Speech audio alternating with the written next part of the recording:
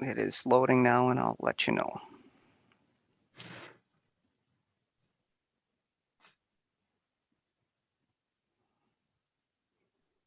And we're live. I hereby call to order the Tuesday, June 22, 2021 regular monthly meeting of the Milwaukee Area Technical College District Board. Would you please call the roll? Yes. Director Case? Here. Director Foley? Here. Director Hamilton? Here. Director Mendieta Ramos? Here. Director Mays? Excused. Director Olson? Here. Director Phelps-Socorro? Director Wilson? Here. Wait one Uh, second, Gwen. I have someone joining by phone. That may be Director Phelps. Okay.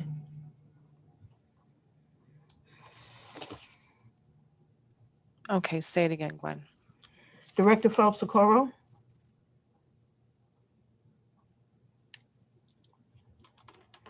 Okay. All right, let me know if she joins us. Are we in compliance with the open meeting law? Yes, we are in compliance with the open meetings law. Do we have anyone registered to provide comments from the public tonight? No, we do not. Thank you. All right, we have about 15 things to vote on tonight, so I'm going to try to move us along as quickly as possible. The first action, or the first agenda item, is approval of the minutes for the regular board meeting of May 25, the board retreat of June 7, the public hearing on the budget June 15, and the special meeting on lump sum compensation adjustment. As we've been doing, I'm going to ask for a motion and a second for all of those at once, and then we'll see if there's any specific discussion before we take a vote.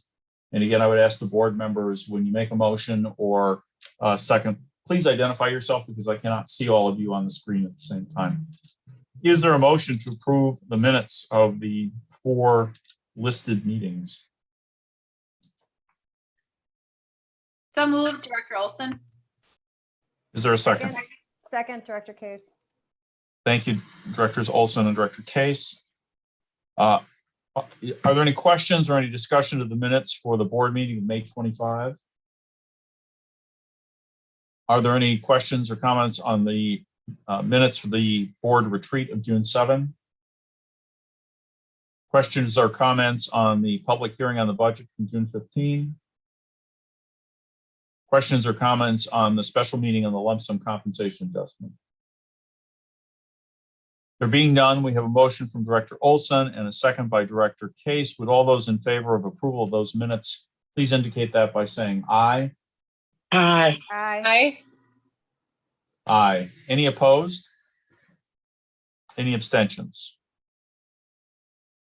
The motion to approve passes.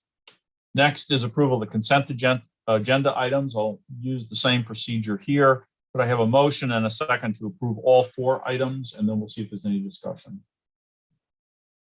Move approval. Thank you, Director Wilson. Is there a second? Second, Director Case. Thank you, Director Case. We have a motion by Director Wilson and a second by Director Case. Are there any questions or comments with regard to the bills from May 2021? Questions or comments for the financial report for May 2021? Questions or comments on the human resources report? Questions or comments on the procurement report? There being none, we have a motion from Director Wilson, a second from Director Case. With all those in favor of approval of the consent agenda items, indicate that by saying aye. Aye. Aye. Aye. Any opposed? Any abstentions? There being none, the motion for approval passes. Next are board action items. The first is Resolution F0183-06-21, authorizing the sale of $1.5 million general obligation promissory notes, Series 2021-2022A of Milwaukee Area Technical College District, Wisconsin. Is there a motion to approve? Move approval. Okay. I heard Director Wilson. Someone else spoke. I'm not sure who that was.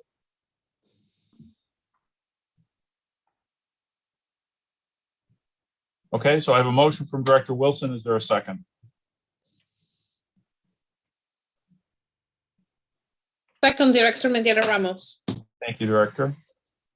All right, Mr. Meehan, will you tell us about the sale, please? Yes, good evening. Thank you very much.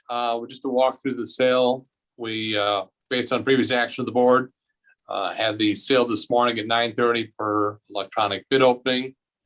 We did all the necessary and appropriate steps, preparing the official statement, obtaining the Moody's rating, and notifying the market.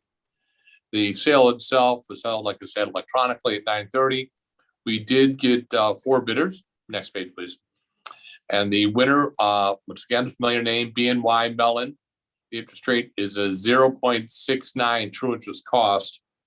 A couple of comments. The interest rates are a little bit higher, especially in the short term, and all our debt are usually paid within 4 or 5 years. So it's the short end of the debt. When you compare that to the winter last month, that was 0.48. So that increase of 25 or so, or 19, whatever it is, of basis points over last month. Also, though, this is the time of year with the Series A that we go out 1 more year on the amortization. So the amortization is 1 year longer than the previous.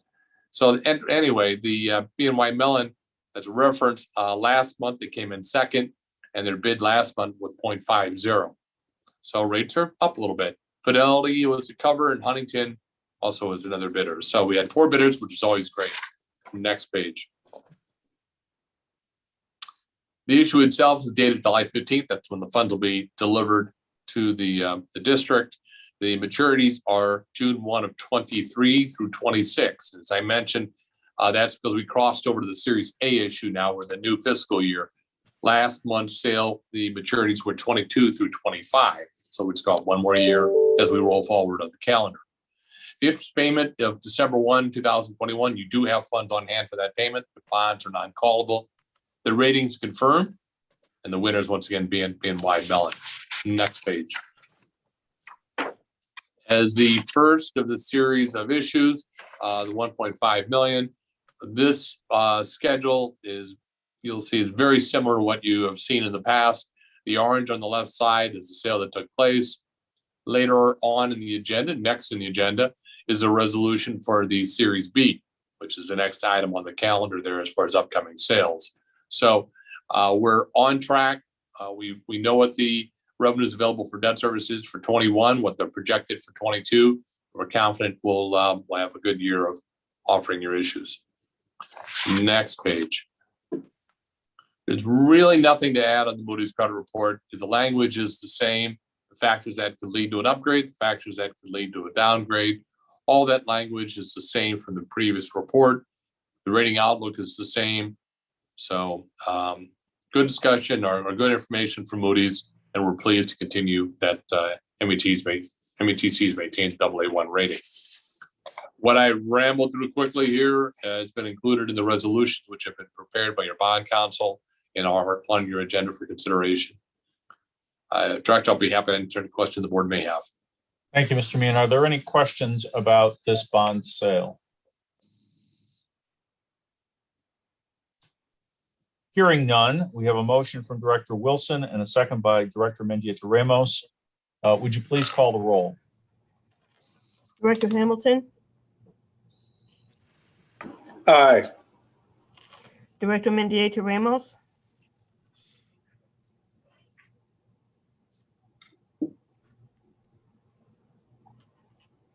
Director Mendieta Ramos,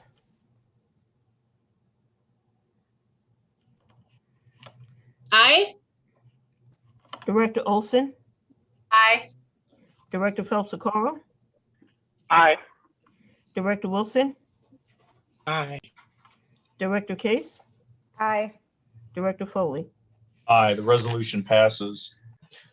Next action item is resolution F0184-06-21, authorizing the issuance and establishing the parameters for the sale of not to exceed $1.5 million general obligation promissory note series 2021-22B of Milwaukee Area Technical College District, Wisconsin. Is there a motion from the board, please? Move approval. Thank you, Director Wilson. Is there a second? Second, Director Case. Thank you, Director Case. Are there any questions or any discussion about this authorization for the issuance of the next set of bonds? If I could, Director. Thank you, Mr. Just- Mann. Go ahead. Just a couple questions, comments. This is a parameter resolution, and it's something you typically do at this time of year because of the timing of the sale, with July 12th being your next board meeting and being the board meeting where you have your reorganization meeting. We typically schedule it slightly off the date, so we don't do it on the 12th itself. And by this resolution, you're authorizing us to proceed as long as the bonds do not come any higher as an interest rate than 4%. They're non-callable. We have the maturity dates are set at June 1, 23 through 26. So as long as parameters are met, the sale could be awarded. So the intent of the going forward on this issue is we'll conduct a bid opening as we always do. We're just not going to do it on the 12th. We're moving off that date because of the busy agenda that takes place with the organizational meeting.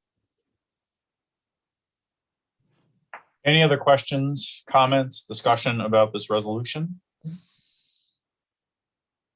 There being none, we have a motion from Director Wilson, a second from Director Case. Would you please call the roll?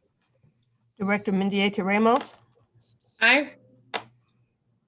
Director Olson, Aye. Director Phelps Socorro, Aye. Director Wilson, Aye. Director Case, Aye. Director Hamilton, Aye. Director Foley. Aye. Thank you. The resolution passes. Next is resolution, thank you, Mr. Meehan. Thank you. Next is resolution F0185-06-21, authorizing the issuance of $22.5 million in general obligation promissory notes, series 2021-2022C of Milwaukee Area Technical College District, Wisconsin. Is there a motion to approve this resolution? Move approval. Thank you, Director Wilson. Is there a second? Second, Director Mendieta Ramos. Thank you, Director Mendieta Ramos. Vice President Hollow, would you tell us what this is for, please? Once again, this is, we are not going to be meeting in July, so this is authorizing a sale in the month of August. The $22.5 million are the the $21 million of capital that we issue each year, and the 1.5 that we issue for infrastructure every month. Okay. Are there any questions or discussion about this? Mr. Meehan, is there anything you would like to tell us about this? No, Director, I think it's all been covered. Thank you. Okay. There being no questions or discussion, we have a motion from Director Wilson and a second from Director Mendieta Ramos. Would you please call the roll? Director Olson, Aye. Director Phelps Socorro, Director Wilson, Aye. Director Case, Aye. Director Hamilton, Aye. Director Mendieta Ramos, Aye. and Director Foley. Aye. Resolution passes. Thank you. Next is resolution F0186-06-21 to approve the fiscal year 2022 capital remodeling and renovation budget. Vice President Falkenberg, can you tell us about this, please? Yeah, so this We is, need a motion first. Yes, good point. Thank you, Director Wilson. Is there a motion? Move to approve? approval. Thank you, Director Wilson. Is there a second? Second, Director Phelps Socorro. Thank you, Director Phelps-Coro. All right, Vice President Falkenberg, go ahead. Sure, this is a resolution to approve our borrowings for the next fiscal year for our capital renovation and remodeling projects, our construction projects. And the board has seen the list of the priorities, I believe, in April. So this is just approving that we're going to be borrowing this amount of money for these projects for the next fiscal year. Any questions or discussion from the board? There being none, we have a motion from Director Wilson and a second from Director Phelps-Socorro. Would you please call the roll? Director Olson, Aye. Director Phelps-Socorro, Aye. Director Wilson, Aye. Director Case, Aye. Director Hamilton, Aye. Director Mendieta Ramos, Aye. and Director Foley. Aye. Resolution passes. Next is Resolution F0187-06-21 to adopt the fiscal year 2021-2022 budget. Is there a motion to approve? Move for approval, Director Phelps-Socorro. Thank you, Director. Is there a second? Second, Director Case. Thank you, Director Case. We have seen the budget previously. Are there any questions or any discussion about the budget for the next fiscal year? There being none, we have a motion from Director Phelps-Socorro and a second from Director Case. Would you please call the roll? Director Phelps-Socorro, Aye. Director Wilson, Aye. Director Case, Aye. Director Hamilton, Aye. Director Mendieta Ramos, Aye. Director Foley, Aye. Director Olson. Aye. Resolution passes with a more than 2/3 majority affirmative votes. Next is Resolution F0188-06-21 to establish reserves for fiscal year 2021-2022. Is there a motion to approve?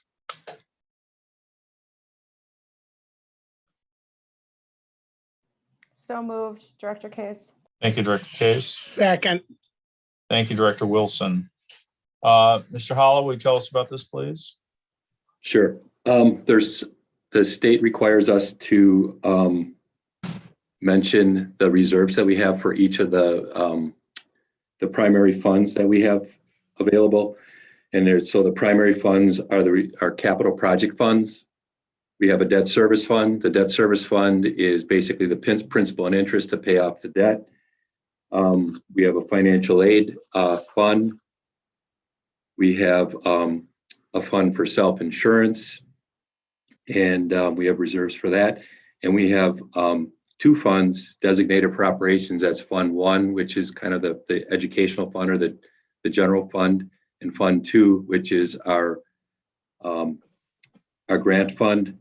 And then we also, along with this resolution, we authorize a prepaid expense of $300,000 that is just available for that's sitting out there as a reserve or payment of bills at year end. So I can go into detail on each of these funds if you'd like to, or we can move forward with the information that I've provided. Are there any questions or comments on the motion to establish reserves? There being none, let's see, this is a voice vote. Would all those in favor indicate that by saying aye? Aye. Aye. Aye. Any opposed? Any abstentions? The resolution passes. Next is Resolution F0189-06-21 to authorize contingency payment of bills and awarding of contracts. Is there a motion to approve? Move approval. Thank you, Director Wilson. Is there a second? Second, Director Case. Thank you, Director Case. Mr. Hollow, can you tell us very quickly what this is about? Sure. This is something we approve in the consent agenda every month, and next month we will not be approving the consent agenda, so we're approving the consent agenda in advance regarding payment of bills. Are there any questions or comments or discussion about this resolution? There being none, we have a motion from Director Wilson and a second from Director Case. Would all those in favor of the resolution indicate that by saying aye? Aye. Aye. Aye. Resolution passes. Next is Resolution F0190-06-21 to approve the 3-year facilities plan. Is there a motion to approve? Move approval. Thank you, Director Wilson. Is there a second? Second, Director Mendieta Ramos. Thank you, Director Mendieta Ramos. Vice President Falkenberg, would you tell us very quickly what this is about? Sure. This is our 3-year facilities plan, which we are required to submit to the WTCS board for their approval each year. And again, it is based on the priorities that you just approved to do with $18 million in borrowing for this next fiscal year. And then the 2 subsequent years are more of our long-term planning. So again, this is an annual approval for the board on this particular item. And I have people here to answer questions if there are any questions from board members. All right, let me just add, we saw the proposed expenditures list for this upcoming fiscal year at a previous board meeting, correct? Yeah, you just approved the resolution earlier tonight for those same projects for the 18 million in borrowing. And the subsequent 2 years are always subject to change based upon our, competing needs here at the college. So this is just a plan, and the board will be seeing in August our longer term facilities master plan that we've been working on for the last 1.5 years. So this is just a very small subset of what that bigger plan will be. Thank you. Are there any questions, comments, or discussion on this resolution? Hearing none, we have a motion from Director Wilson, a second from Director Mendieta Ramos. Would all those in favor of this resolution indicate that by saying aye? Aye. Aye. Aye. Any opposed? Any abstentions? Right, the resolution is passed. Next is Resolution F0191-06-21 to approve renewal of insurance coverages through Districts Mutual Insurance and the Wisconsin Technical College Insurance Trust. Is there a motion to approve? Move approval. Thank you, Director Wilson. Is there a second? Second, Director Olson. Thank you, Director Olson. Vice President Falkenberg, would you please tell us about this briefly? Sure. Again, this is our annual insurance renewal for all of our different coverages at the college. We did see a slight increase this year, about $185,000 in increase, basically due to hardening of the insurance market due to COVID, as well as cybersecurity threats that have happened across the country. And so if there's further questions, Assistant General Counsel Chris Staccato is here, who oversees this area, and she'd be happy to answer any questions. Are there any questions, comments, or discussion from the board? Hearing none, we have a motion from Director Wilson and a second from Director Olson. Would all those in favor of the resolution indicate that by saying aye? Aye. Aye. Aye. Aye. Any opposed? Any abstentions? Resolution passes. Next is Resolution F0192-06-21 to approve compensation recommendations for employees covered by collective bargaining agreements. Is there a motion to approve? Move approval. Thank you, Director Wilson. Is there a second? I'll second Director Hamilton. Thank you, Director Hamilton. Vice President Bonds, would you tell us briefly what this is about?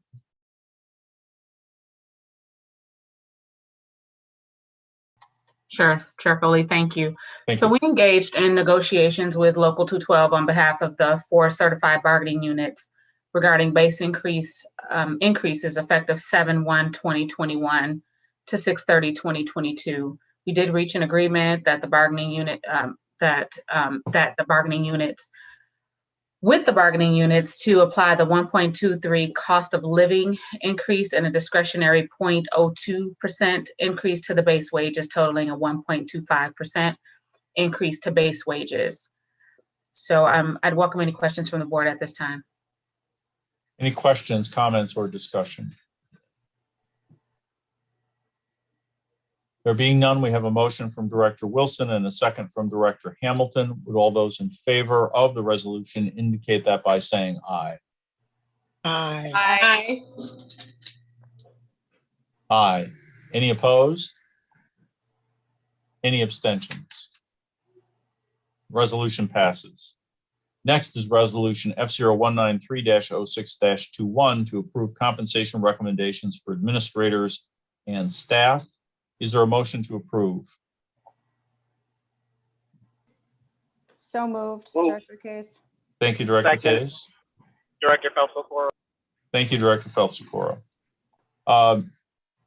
Vice President Bonds, would you give us a quick summary of this? Yeah, so for the purpose of consistency across the board, we propose the same recommendation, which is a salary increase to base wages that mirrors the salary increase negotiated by the bargaining units as the 1.23% cost of living increase and a discretionary 0.02% increase to the base wages, totaling a 1.25% increase for FY 21-22.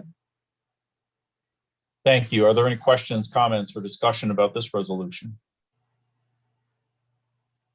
There being none, would all those in favor indicate that by saying aye? Aye. Aye. Any opposed? Any abstentions? Resolution passes. Thank you. We've gotten through the bulk of our voting requirements pretty quickly here. Next item on the agenda is the discussion of the eligibility standards for the lump sum compensation adjustment, which we approved at the previous meeting. Vice President Bonds, would you please present this material to us? Yes, thank you again, Chair Foley. So at the special board meeting that was held on last Tuesday, the 15th, there was a public comment made on behalf of Local 212 requesting that the proposed lump sum payout resolution be modified to include employees who had resigned from the college, but who had worked during the period that was identified in the criteria set forth. So the board had asked for the college to provide the data for review, which was sent to each of you today. And at that board meeting, the college, or I should say after that board meeting, the college received an email from Local 212 on Friday, June 18th, which was an observed holiday, so we were closed, but that email was asking that we broaden the payout even further to include a prorated payment to current employees who were hired after the date identified in the criteria of 9/1/2020. So that information is also included in the report provided to you. So in summary, the information that the college provided starts with a background of what was requested, but then goes on into the actual process, cost, and impact. So a team was assembled to determine what that process might look like, which includes contacting all former employees within the specified time frame based on the records that we have in our data management system colleague. That phone call would be to verify that the information that we have in our system is accurate for the purpose of issuing the payment through direct deposit information that we have on file. So if information is changed, we need to have the employee send the new information from the system to update for accuracy. And then if an employee's number has changed or the former employee is unresponsive to the phone call, then staff would need to send a letter to the former employee via certified mail to have them contact us.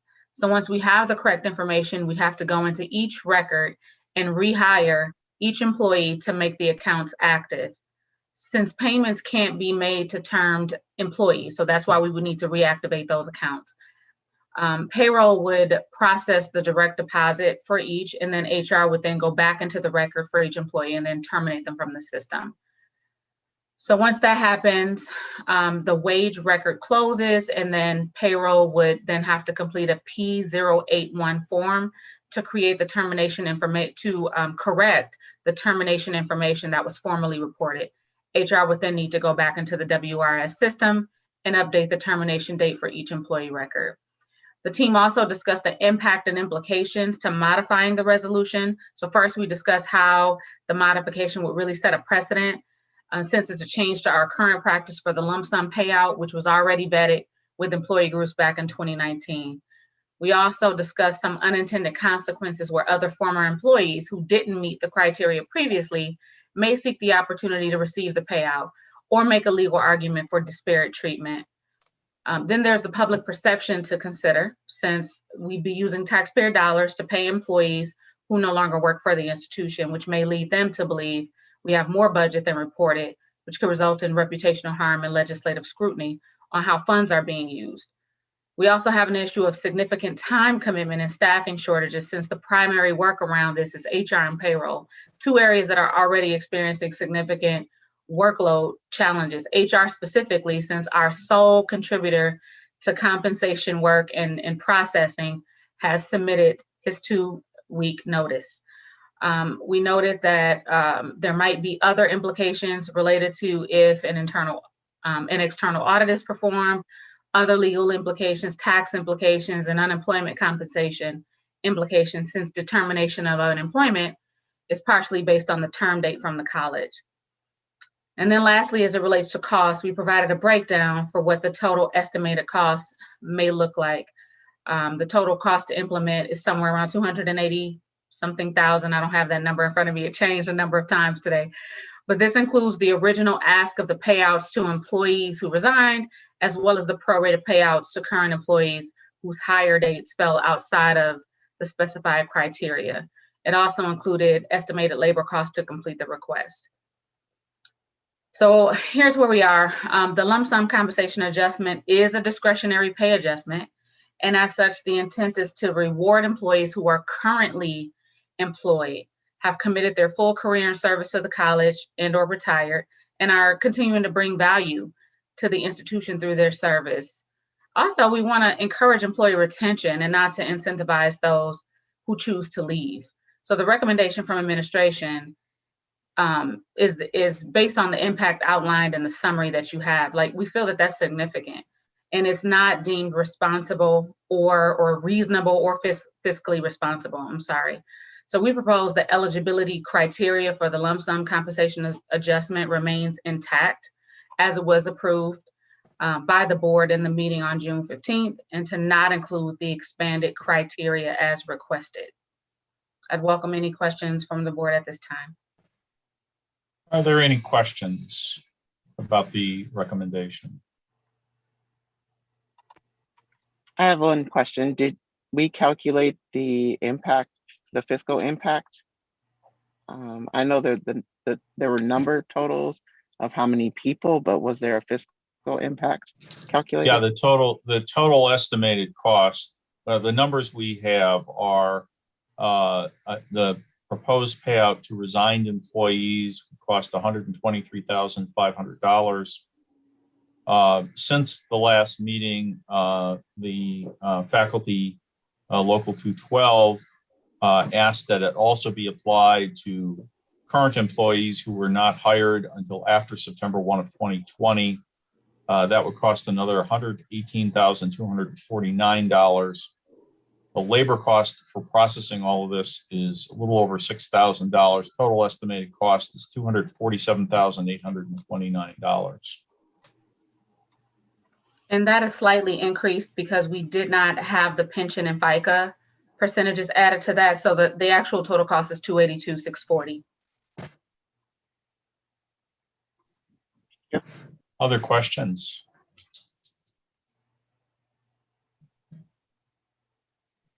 Comments, discussion?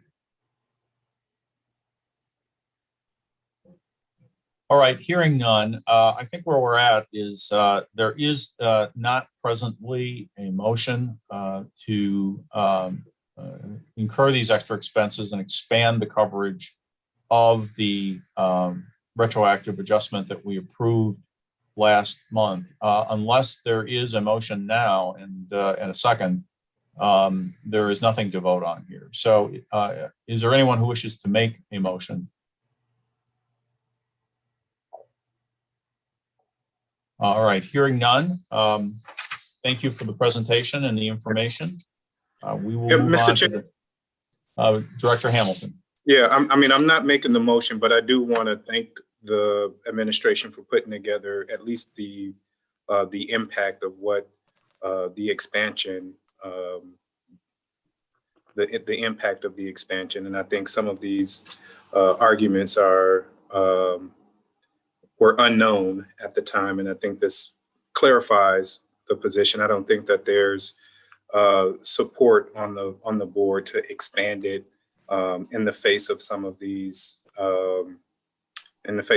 arguments. So I know I made an effort for this expansion before, but I think some of these positions are compelling, and not interested in putting it forward today. Thank you, Director Hamilton. Before we move on, anyone else? Chair Foley? Yes, Director Olson. Yep. Nothing about that. I guess I want to talk about the process a little bit. Should this ever become a situation again, which I'm hoping it's not. I guess as a board member, it was very challenging to not have in hand last week the actual proposal. And unless I missed it, I think I checked with a couple other board members. They did not actually have that. And that was very challenging for a board member to be asked to vote on something in which we didn't actually have the proposal, not only in advance, but not even at the time that it was being made.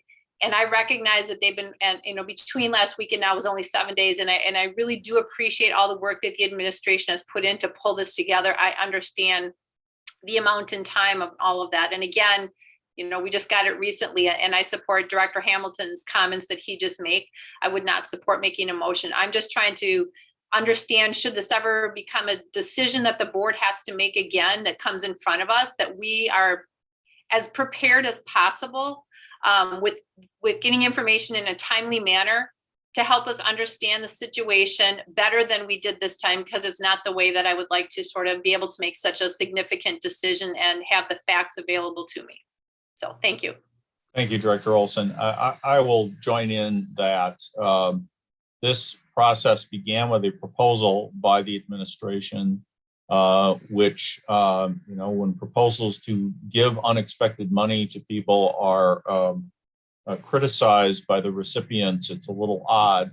And that's why we postponed the initial discussion of this so that there'd be an opportunity for the representatives of Local 212 to meet with the administration and discuss their particular concerns. And there was a deadline for doing that, and a proposal was then submitted after that deadline. Even in this last week, there was this additional request for additional employees. So I'm not sure how we can really control that, but I agree that in the future, we need to establish firm deadlines. And if people are going to ask us to act on things, they need to get us the information beforehand. Not just the day before the meeting, not just the day of the meeting. It's unfair to the board members. It's also, unfair to the administration to have to go through this kind of exercise on short notice and take up the time of a lot of people who have other things that they're already supposed to be doing. So I agree with you. I think we should move on to the next item, which is a policy review for policy D1000, attendance except high school contract and apprentice students. Assistant General Counsel Takeda, would you give us a brief summary of this? Sure, I'd be happy to. Good evening, Chair Foley and members of the board. This is a first read of a revision to the college's attendance policy D1000.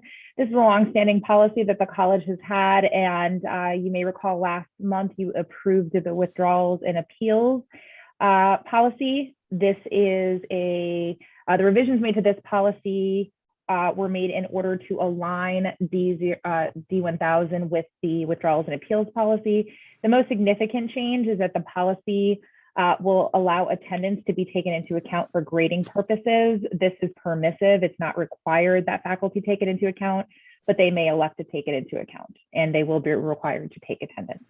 So with that, I welcome any questions.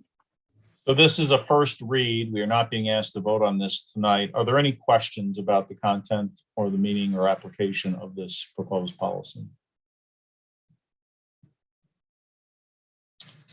There being none, we'll move on to the next agenda item that will come up I'm sorry, did somebody? Yeah, I do. I actually have a question on that, just philosophically around that piece of it. So I understand attendance. I'm trying to decide. So if a student was mastering competencies in the class and showing up for assessments and 100% demonstrating all skills necessary, but didn't meet the instructor's attendance, it is possible that they would get an unsatisfactory and not pass. I guess I'm trying to separate out how we report attendance from actual competency and whether attendance could override competency of skills. It's a conversation in education that's at the forefront. And so I'm trying to understand that maybe even at a post-secondary level, the balance between employability skill behaviors, of which attendance includes, versus demonstration of competencies and skills and content within the course. I'm just trying to understand the variations on that.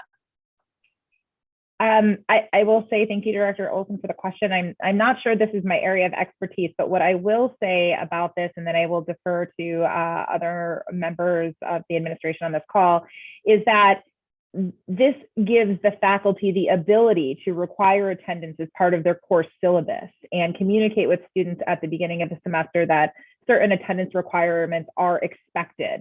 Whether that's 10% of the grade or 50% of the grade is at the discretion of the faculty member. There are also circumstances, and it also allows for the flexibility of faculty to say students don't need to attend at all if they're mastering the competencies. But again, we're giving the discretion to the faculty. And with that, I would defer if anybody else has any other comments or responses. Yeah, Chris, this is Mohammed. I'd like to offer some insight here. So yeah, great question. Really, this is more of an incentive to help students do better and succeed in their classes. And it's not punitive in any way. In many cases, we have accredited programs that require attendance, seat time, and so on. So we wanted to make sure that we're clear on this upfront, because this is in some cases, like I said, a state requirement, accreditation requirement, program requirement, and so on. So we wanted to make sure that, you know, faculty have the discretion to include this in their syllabus. And again, the key to this is the communication in advance and helping students understand it's for their own good, you know, to do well in the class and meet the requirements as well. Thank you. That helps. I just wanted to make sure that it wasn't being used as a punitive and that it was clearly being communicated prior to that, so the students recognize that. And if it's a programming requirement, 100% understand that. I just wanted to understand that, because I've seen it sometimes used as a punitive piece just because, you know, they take it personally if the attendance isn't there. And I just wanted to make sure that it was truly valid and the fidelity of requiring that attendance and communication. So thank you. Absolutely, and thanks for your understanding. One more thing to add. In fact, we revisited the withdrawal policy and we took away that kind of punitive side of it to give the benefit to the students. And this is exactly what we try to do, to really empower students within our classes versus like punish them and so on. As you know, we serve, you know, adults who are, you know, high in some cases, I mean, managers, you know, within business industry and so on. We have to respect where they are, who they are, what we can offer, and so on. We are here to support them, and this is our way of showing support. But thank you so much for your support. I have a question. Go ahead, Director Case. So fully understand and support that, and as an employer, fully support the helping students to understand that there's a transition between, you know, school attendance and employer attendance. But you know, kind of adding on to Director Olson's question, the policy says it's a responsibility for the student to make up missed work. So in the situation where there's potentially a disconnect in the expectations of the class, you know, the student did all of the work, but the attendance is the thing that's in the way. What is the appeal or escalation process that a student might have if there is a disagreement or perception of punitive attendance ramifications for this? You know, another great question. We have the grade appeal policy, and it's nicely represented by, you know, a number of faculty. I think a student serves on the appeal committee and so on. Again, good mechanism. I mean, we are there to support students. We want to make sure that we're doing the right thing in a consistent fashion. But you're right, we do have a mechanism in place that it can be appealed. Other questions or comments? I have a question and perhaps a follow-up. Mohammed, I think you said that the discretion was 10% to 50%. What does that percentage relate to? Well, I didn't say that percentage, so I'm not sure Okay. who said it, but so that we really wanted to give a range because we wanted to meet the various program needs. We have no way of quantifying or consistently saying it has to be a certain percentage. Just to give you an example, for instance, the barber cosmetology, the state requires seat time. In that case, I mean, the percentage is going to be high naturally. Nursing programs, healthcare, and so on and so forth. Others, maybe not as much. Again, this is one way for us to ensure success truly all the way. And it's not to really kind of add to the agony of the students that they have to physically be there. Because now, as you know, we're offering online, we're offering virtual. We are about flexibility, we're about creativity, we're about student support and enhancing student experience versus like you absolutely must come in person and so on. So that variation or that range is to allow for that flexibility. Okay, so what mechanisms will be in place to make sure that there is sufficient and consistent disclosure in advance about what is required, and that the amount of, again, I don't know what is being measured. Is it the percentage of attendance that will result in a reduction or something happening? What is the standard that's being applied? You said those percentages weren't yours, but whatever those numbers were, what are they, and Sure. and how are they determined? Let me start with the communication piece. And the first one, I would say the syllabus is the main communication with the students. We go over it, they sign off on it, we make sure that they read it thoroughly and so on. In addition to that, in many cases, it is a best practice that's highly exercised in the institution is that, student handbook. Any standard policies are shared in the student handbook. In fact, even within that handbook, we have some pathway or program handbooks. Healthcare, for instance, they have their own policies that, go over and so on. So communication happens at multiple, areas in, multiple fashions or modes as well. Syllabus, student code, the student handbook, and so on and so forth. Now, I don't know if Chris, it seemed like you wanted to comment on the other one. I'll let you do that if you wanted to. Otherwise, I can offer some insight too. No, I don't have any further comments other than to say, Chair Foley, it was me who just gave those percentages as an example of something that a faculty may, attribute a percentage of a grade 2 attendance requirements. But certainly I defer to Dr. Dakwara's comments.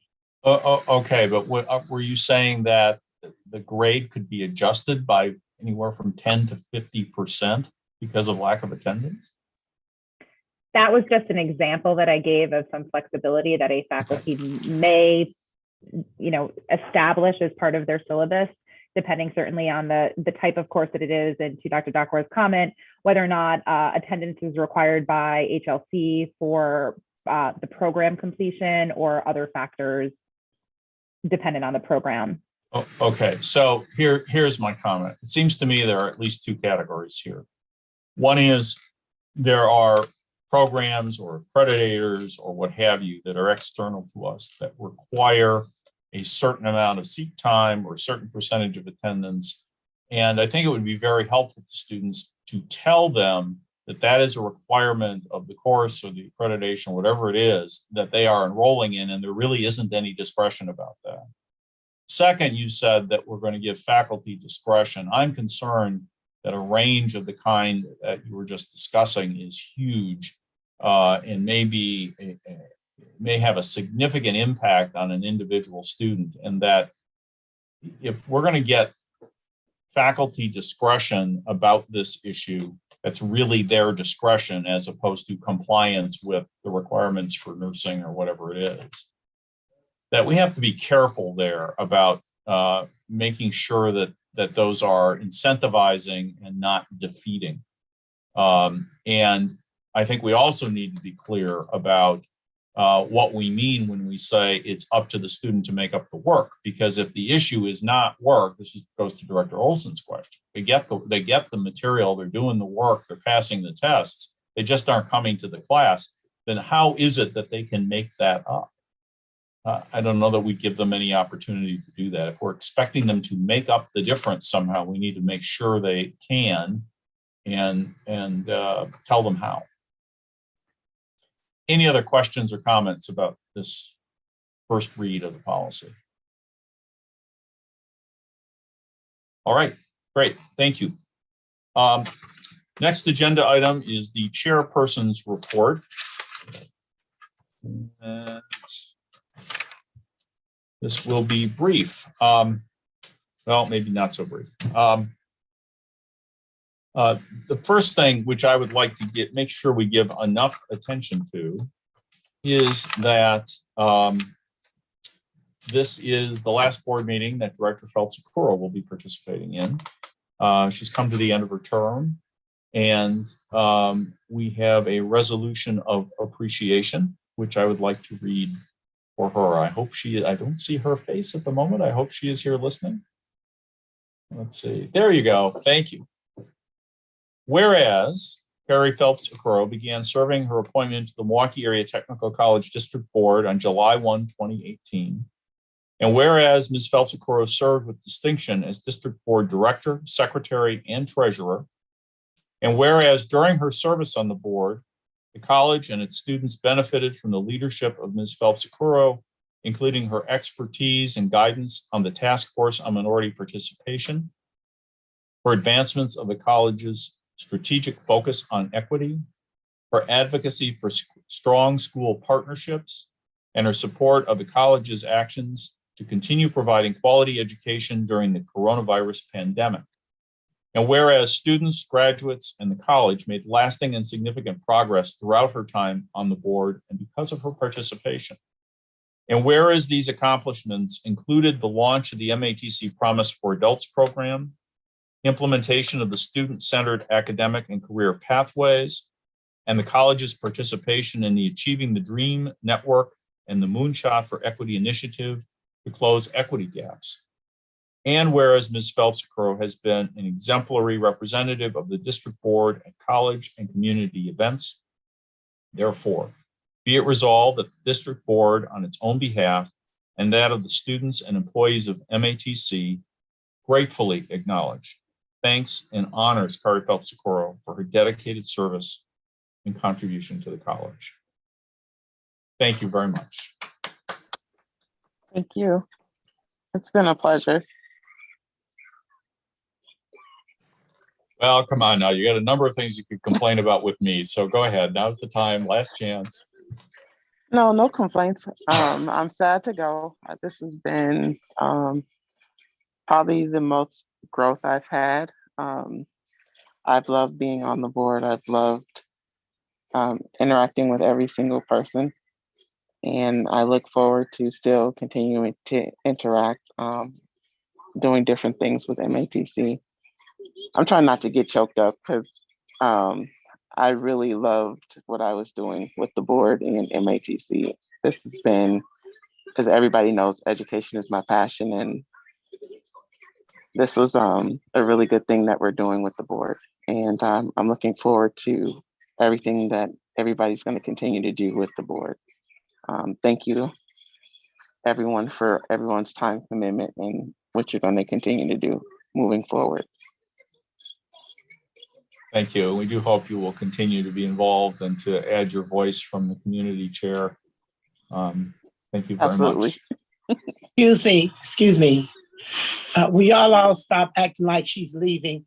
We've conjured up 3-4 different things for her to do. So she's not going anywhere. So let's everybody not act like she's off into the wild blue yonder somewhere.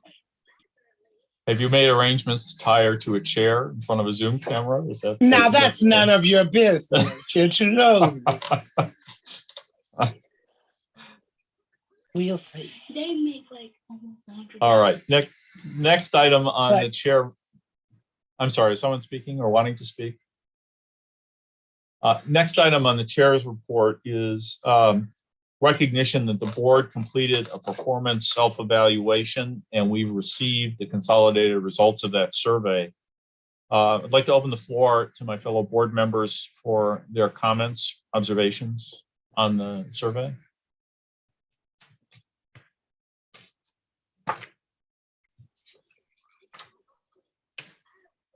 Chair Foley, I think I've been hearing like there's disconnect between our support with Dr. Martin and our perception, well, what we're actually doing. And I think what we saw in the report is how we're actually aligning with Dr. Martin and the mission of the college. That's my take on the report. Thank you. Anyone else?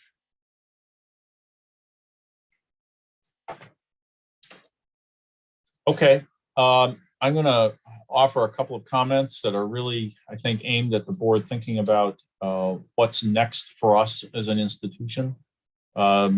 Things where we've expressed some dissatisfaction with our own performance. Clearly, there is a desire to understand more about and have more input on the college's facilities plans. And as Vice President Falkenberg indicated, we're expecting a formalized report on that in August, I think it was, which we're all looking forward to.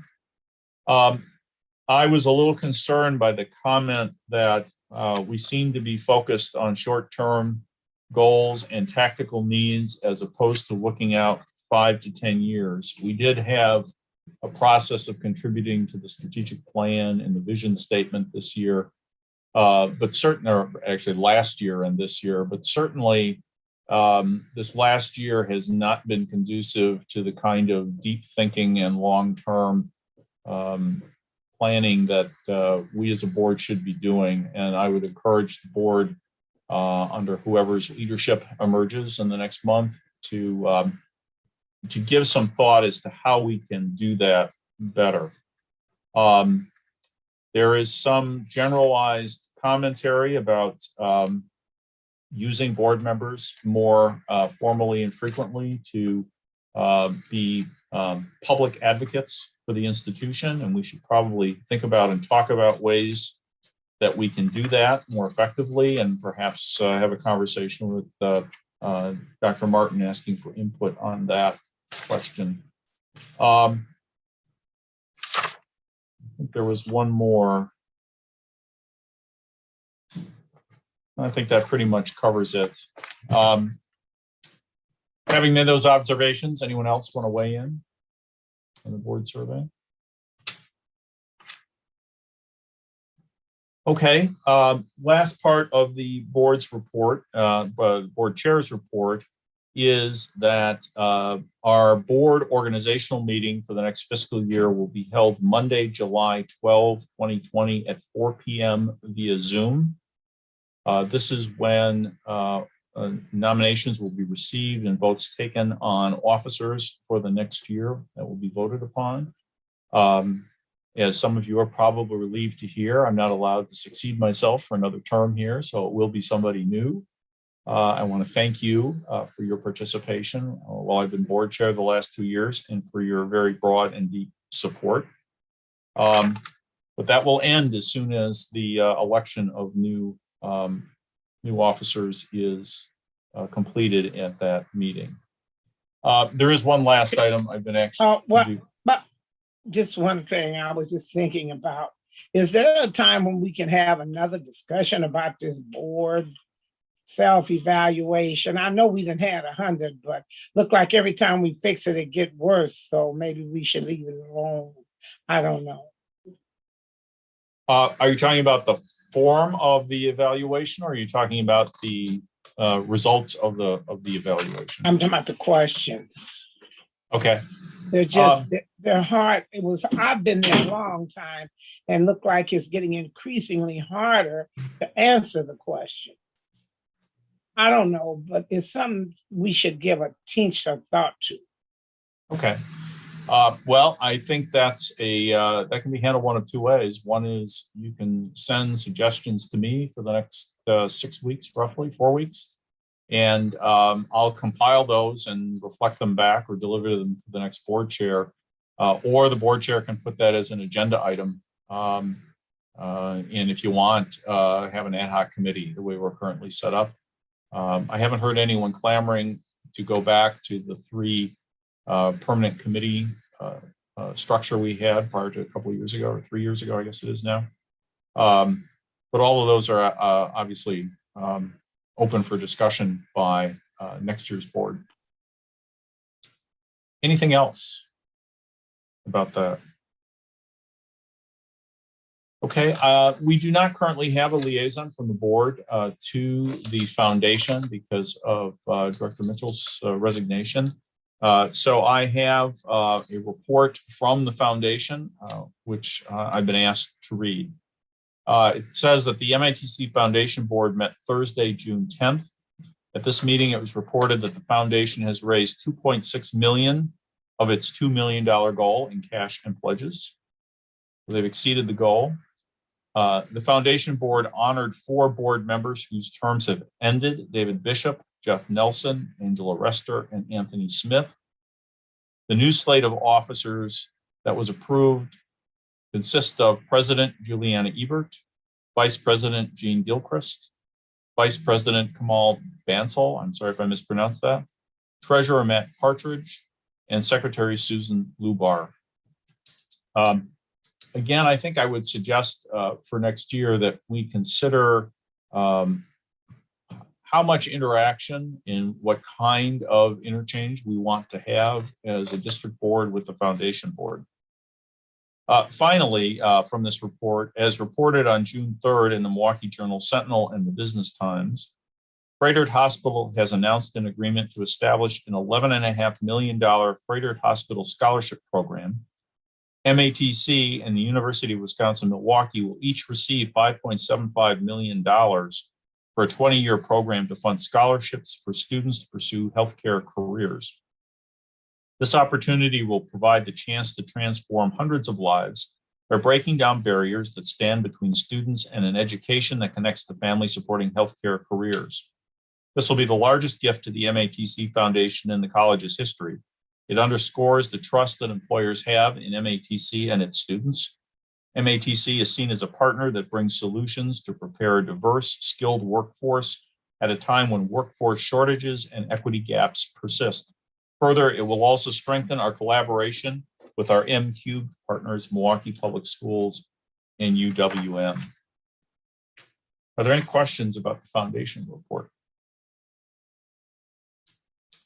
There being none, next is the president's report. Dr. Martin.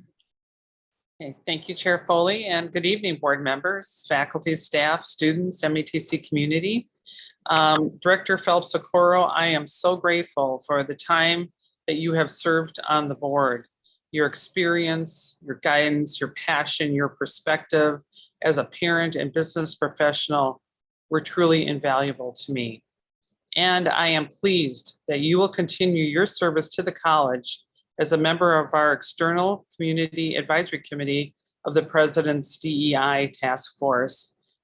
Thank you so much. It's been a pleasure to get to know you, and I'm looking forward to working with you in the future as well. Okay, the President's Cabinet and I approved new mask and distancing protocols based upon the recommendation of the college's health and safety team, feedback from the cross-functional pandemic response and transition integration team, recent guidance by the Centers for Disease Control and Prevention and local health departments. It was effective on Monday, June 14th, that MATC no longer requires masks and social distancing practices on our campuses except within MATC shuttle vans and at the MATC Children's Center, where mask wearing will be required by employees and visitors because young children are not yet vaccine eligible at this time. This marks the college's transition to becoming a mask-friendly campus. The final phase of our return to campus plan will take place on August 19th, when we return 100% of all our offices back to campus. And as usual, we continue to monitor the conditions, and should any health conditions change, we will be ready to act in accordance. This month, we joined the Biden administration's COVID-19 College Challenge to commit to taking action to get the college community vaccinated. As part of this commitment, we continue to host on-campus vaccination clinics. Our next on-campus vaccination clinic for MATC students and staff is Tuesday, July 6th from 9:30 to 2 p.m. on our downtown campus. In addition, our Health and Safety Committee co-chairs developed a video to encourage vaccinations. And later this week, several members of my leadership team, including me, will record vaccine testimonial videos to encourage students and employees to get the vaccine. Exciting news, a ribbon cutting ceremony for our West Town Green, our MATC student housing, will be held on Tuesday, August 17th at 10:30 a.m. And you will, as board members, be welcome to attend, and an invite will be coming from my office to save this date. Right now, we have more than enough applications. We have a total number of beds available is 195. As of today, we have 275 leads, current and future students who completed an interest form. We hope to occupy that facility late July, early August with these students. Now I would like to introduce the Vice President of Institutional Effectiveness, Dr. Christine Mannion, who's going to provide a short update on our Guided Pathways Initiative. And in August, we will do an update of Achieving the Dream and Moonshot. Christine. Thanks so much, Dr. Martin. Good afternoon, everybody. I appreciate the opportunity to provide you a very brief update on the Guided Pathways work. Yes, Tony, thank you very much for showing the slide. Go straight to the second one. Thanks. So I wanted to start here, and you've all seen this before. This is our calendar that provides our 5-year rollout, and it gives us that kind of big picture context. If you scroll down, you'll see that we were in the middle of year 3 initial scale up implementation when the campuses shut down due to COVID. And of course, we had to shift everything during this.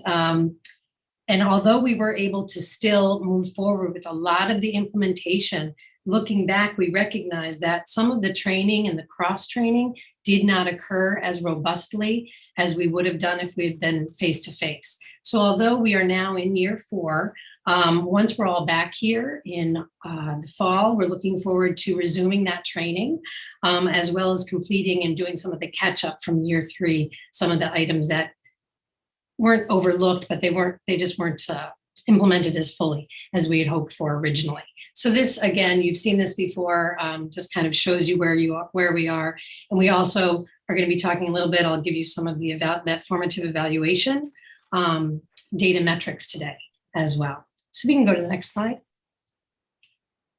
So you've also seen this slide before, and basically this is updated where we move things from current and or up next, and we put them under the completed column.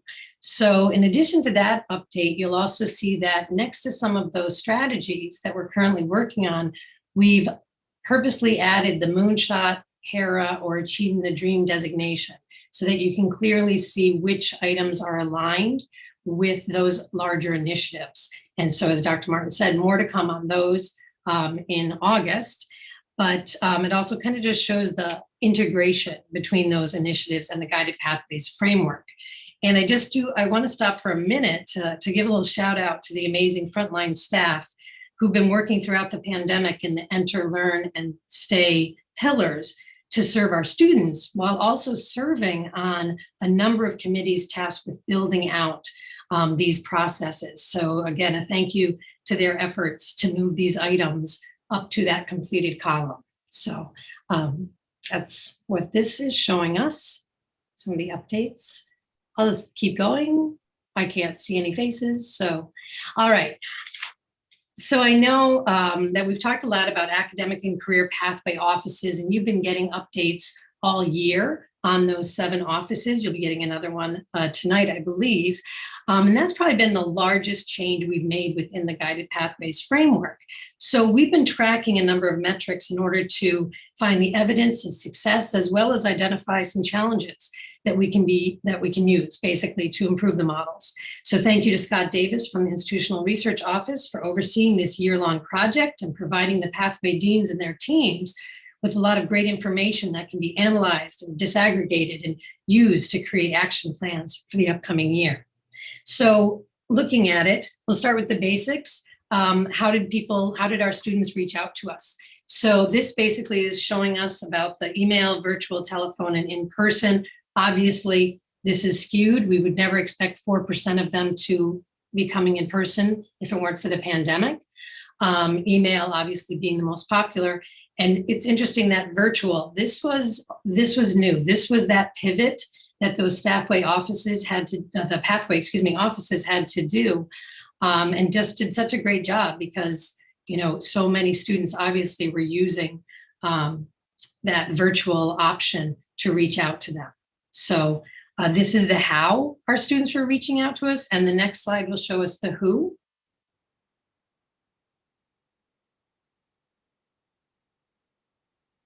So this was getting crowded, so we didn't include the gender breakdown.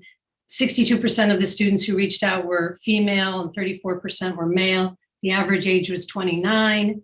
And these were unduplicated students. It included, this was from September through May. So that includes 2 big registration periods when we think about this.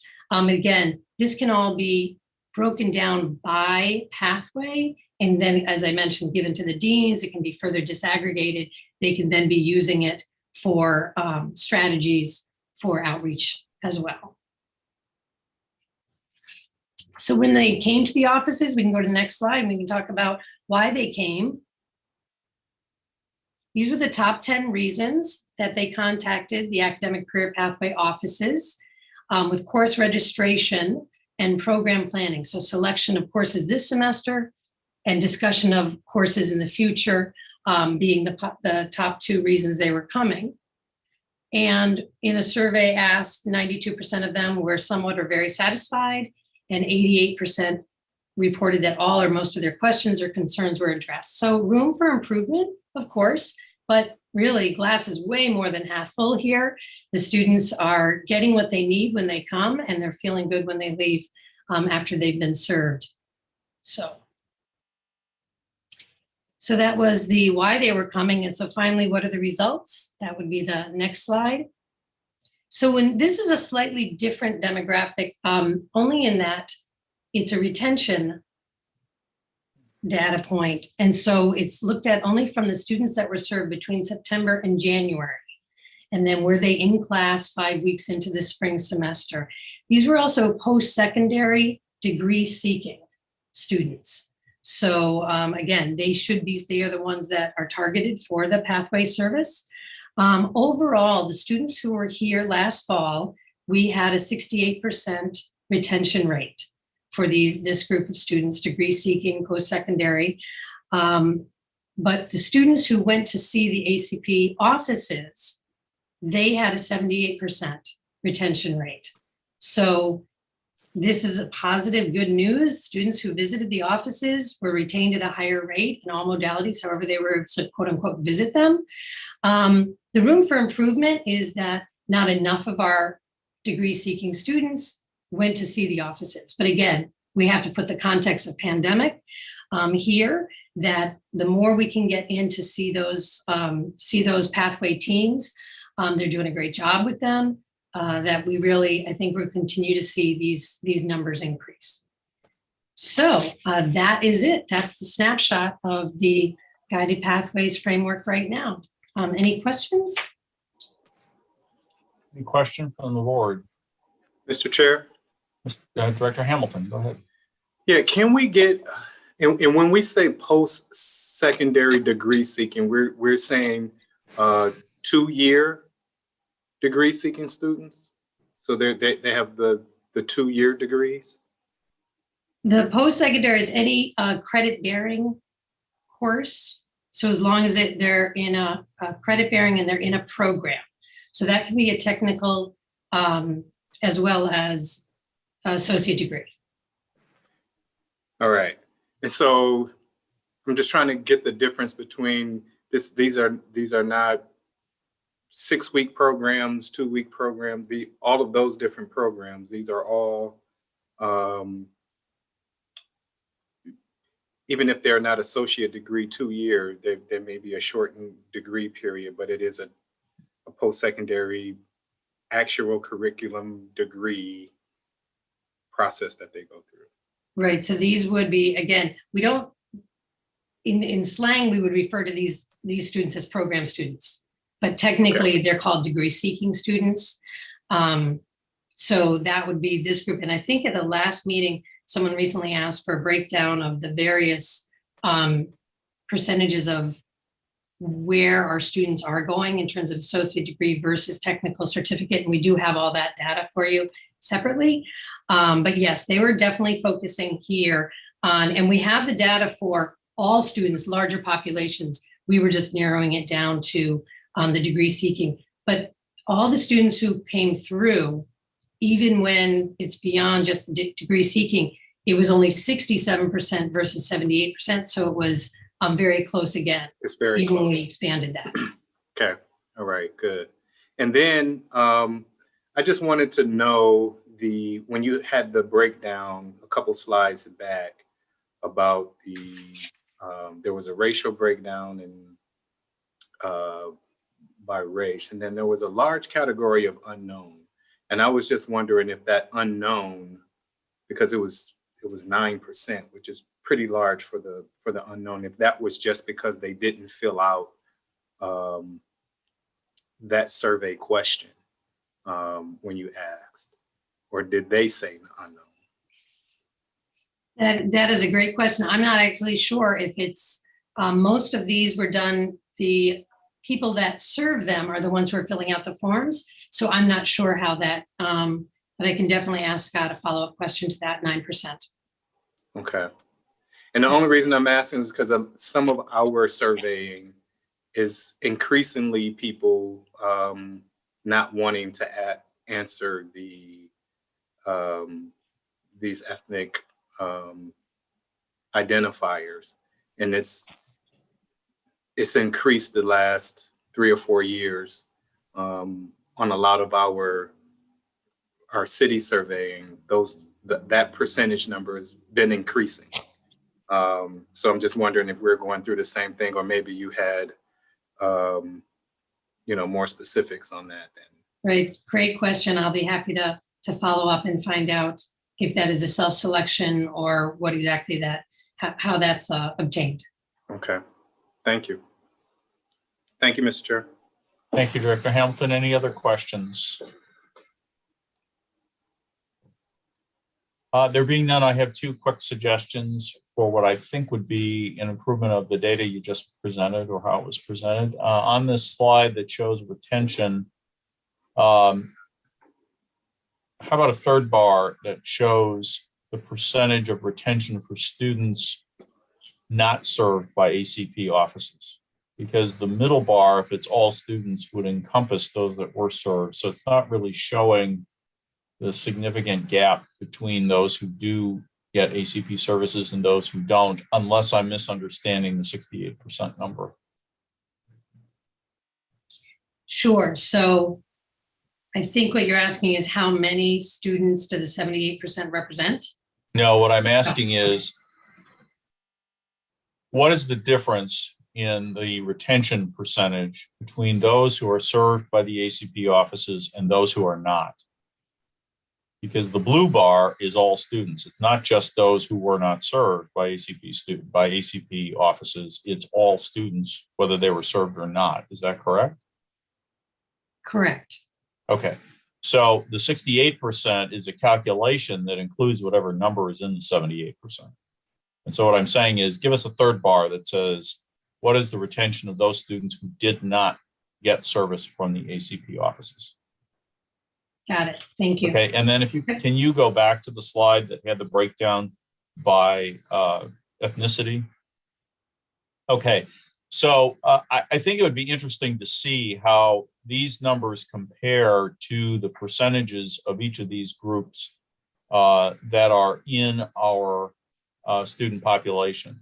What I'm getting at there is, and I know these numbers are not right, but if 34% of those who are seeking assistance are from the Black community, but they were only 17% of our student body population, that would tell us that something important is happening there, or it could be the other way around. We might have a large group that is not, or some group that is seeking a disproportionately large or small percentage of the ACP contact. And so it might tell us something about outreach that we may need, or that there's a particular need within a subgroup here that is not obvious otherwise. Okay, that sounds good. Thank you. Okay, that's all I have. Any other comments or questions from the board for Dr. Mannion? There being none, thank you, Dr. Mannion.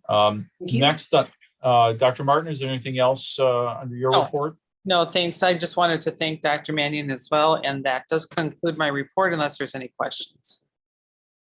Anything else for Dr. Martin? All right, next is the Diversity, Equity, and Inclusion Report by DEI Executive Eva Martinez-Paulus. Eva? Yes, thank you, Chair Foley. And good evening, everyone. I don't have a lot of updates or no updates to share with you today, but I do want to share with you a little bit about the progress we are making related to DEI college-wide initiatives. Our diversity, equity, and inclusion work will continue throughout the summer. Our first President's Task Force on Diversity, Equity, and Inclusion will be meeting early July, and a group of faculty, staff, and students and community members have been formally invited to be part of the task force. We have a cross-functional team representing many areas of the MATC community, and we are very excited to begin this work in July. In terms of implementing the required anti-bias workshops beginning fall semester, we are currently finalizing the contract with a local minority-owned and woman-owned vendor who will be delivering the training and workshops for all employees beginning in the fall. We are very happy to be partnering with Sasha J. Parsons Events and Colorful Connections on this project. In addition, we are currently meeting with our affinity group leaders, which is very exciting, and we have several employees interested in leading affinity groups. Some of the interest is pertaining to the following groups.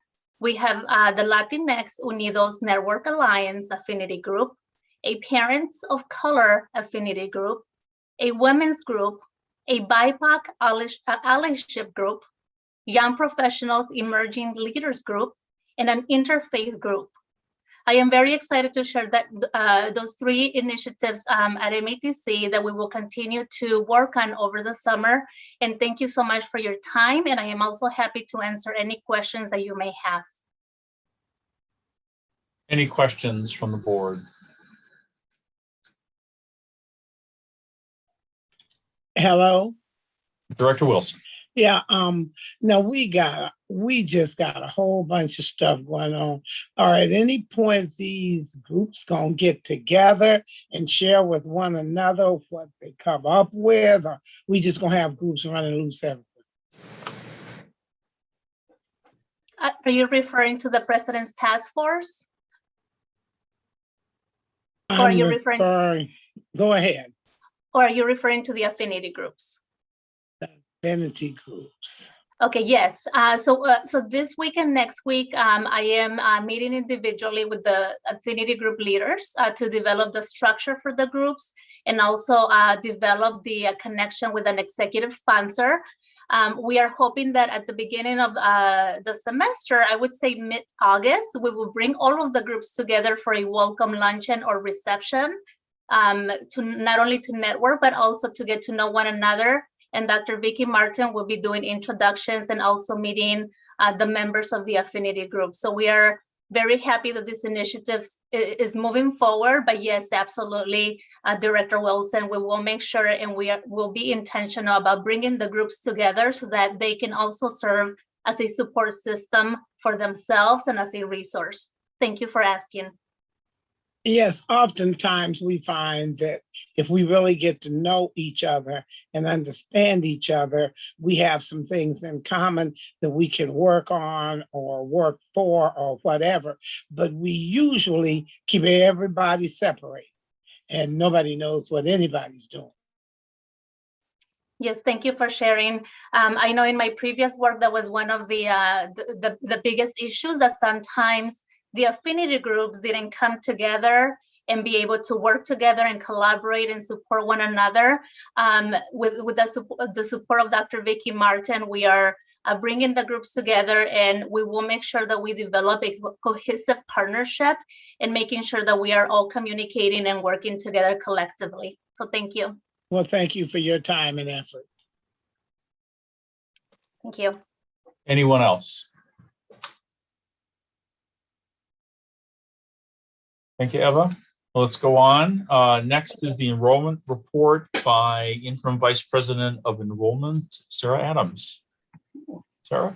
Thank you. Thank you, Chair Foley, and good evening, everyone. We are going to share the enrollment report, and I would like to introduce Dr. Nicole Tanner, and she is our Dean of Enrollment, and Nicole will share the enrollment report with us. Nicole?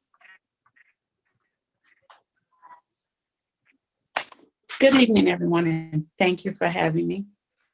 I have the privilege of serving as the Interim Dean of Enrollment Services and Registrar. I will begin providing enrollment numbers as of today, June 22nd. Registration for the 2020 fiscal year began on April 12th with an FTE goal of 8,800. Summer enrollment, we are at 643 FTEs, which is about 83% of the 772 FTE goal. For fall enrollment, we are currently at 1,573 of our 4,261 FTE goal. Although we are early in our registration, we are currently trending higher than last year. This time last year, we were at about 1,336. So we are striding ahead, keeping in mind that we did start registration a little earlier this year. Efforts of increasing enrollment, we are proactively reaching out to students via phone contact, emails, social media, as well as robocalls. We also are taking into consideration the effects of deregistration, with deregistration planned to occur 2 times before the fall semester begins. We will begin reaching out to those students that are registered but do not have a payment plan in place before deregistration for the fall semester begins. And that is in hopes of getting all of those students taken care of and avoid any large numbers of dereg. And that is all that I have for enrollment for today. And I will hand it over to you, Dr. Adams. Thank you. I wanted to share just very briefly with you what we're also, an initiative that we're working on to increase enrollment, and that is the Strategic Enrollment Management Plan. A cross-functional team from all parts of the college began working on the Strategic Enrollment Management Plan early in the spring semester. This initiative, under the leadership of our Executive Vice President, Dr. Gonzalez de Jesus, is designed to assist the college in meeting a 10% enrollment increase of FTEs, and it is aligned with our Transformation 2025. The plan has been shared with several key stakeholder groups and will be shared with the college community for additional input in July. And we're planning on implementation in the fall. The entire student life cycle is represented in the SEM plan, from recruitment to retention to completion, with a focus on diversity, equity, and inclusion. We look forward to being able to share the final plan with the board. And this concludes our report for the enrollment. Are there any questions regarding anything? Any questions?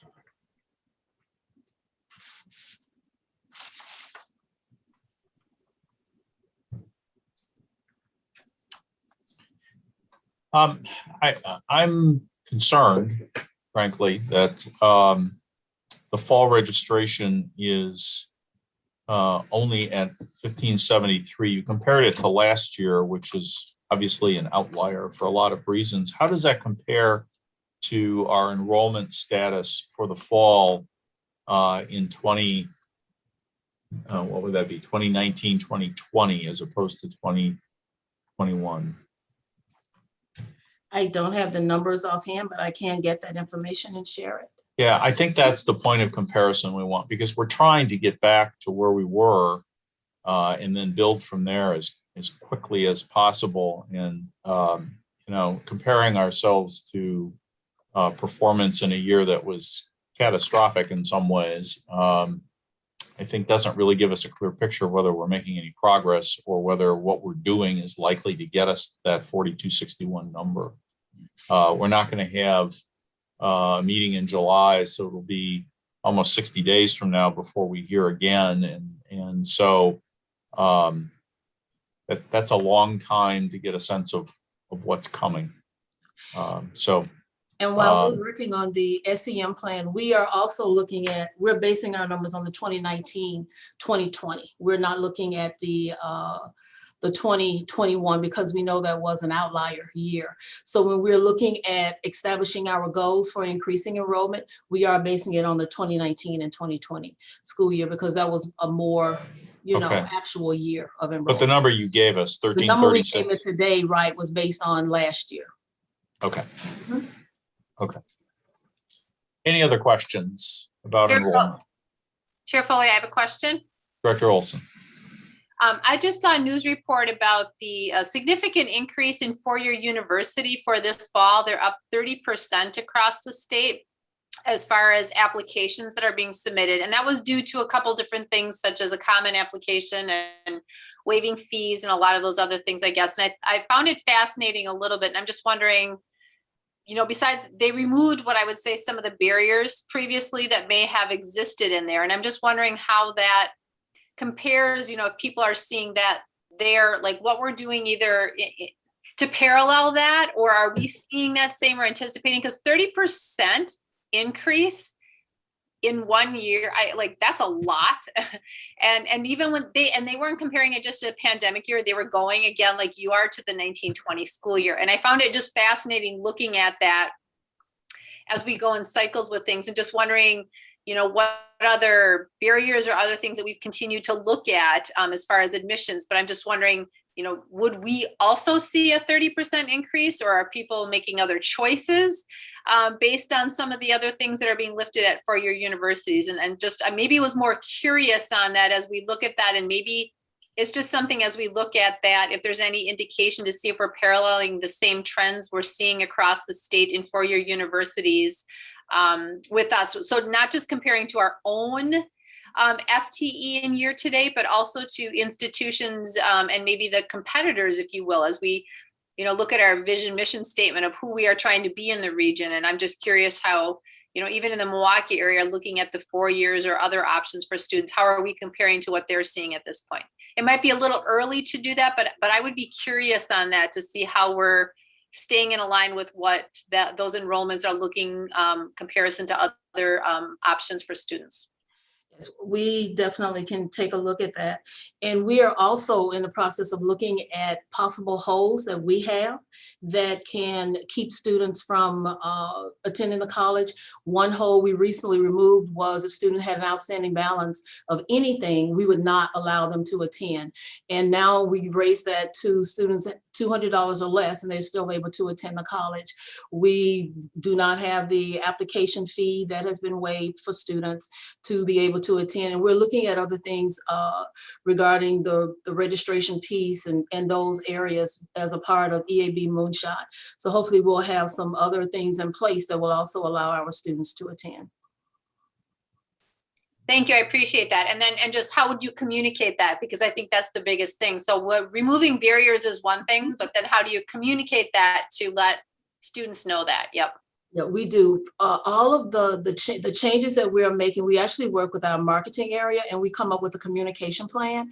And that communication plan normally includes various methods of communicating with students. We do, currently there are ads in place that discuss the application fee waiver. That's not there. That's already in place and happening. We send emails to current students that are maybe have an interest. We have just open, I don't want to say open houses. They've been virtual the last year.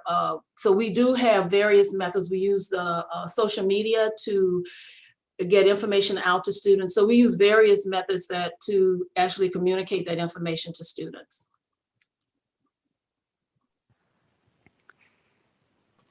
And prospective students. Other questions or comments? I have a question. Director Phelps-Coro. So one of my things since I've been on the board has been dual enrollment. There'll be a ACCT leadership conference coming up in October again, and everybody might have a chance to listen to dual enrollment. I encourage people to go and listen to this.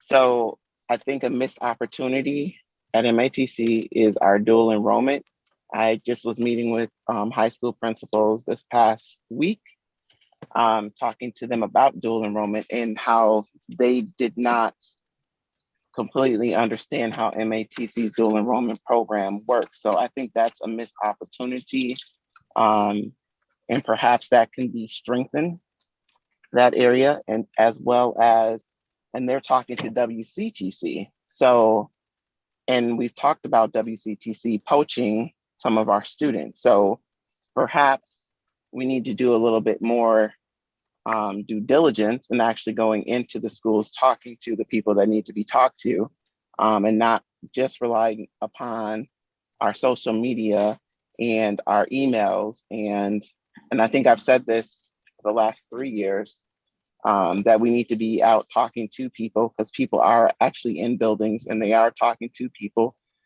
And perhaps that's a different strategy so that we can see those numbers increase as well, because that's where we need to be reaching the students, is where they're at. Absolutely. We definitely can. I can work with marketing and recruitment with that piece. And I know I have been working with our dual enrollment area.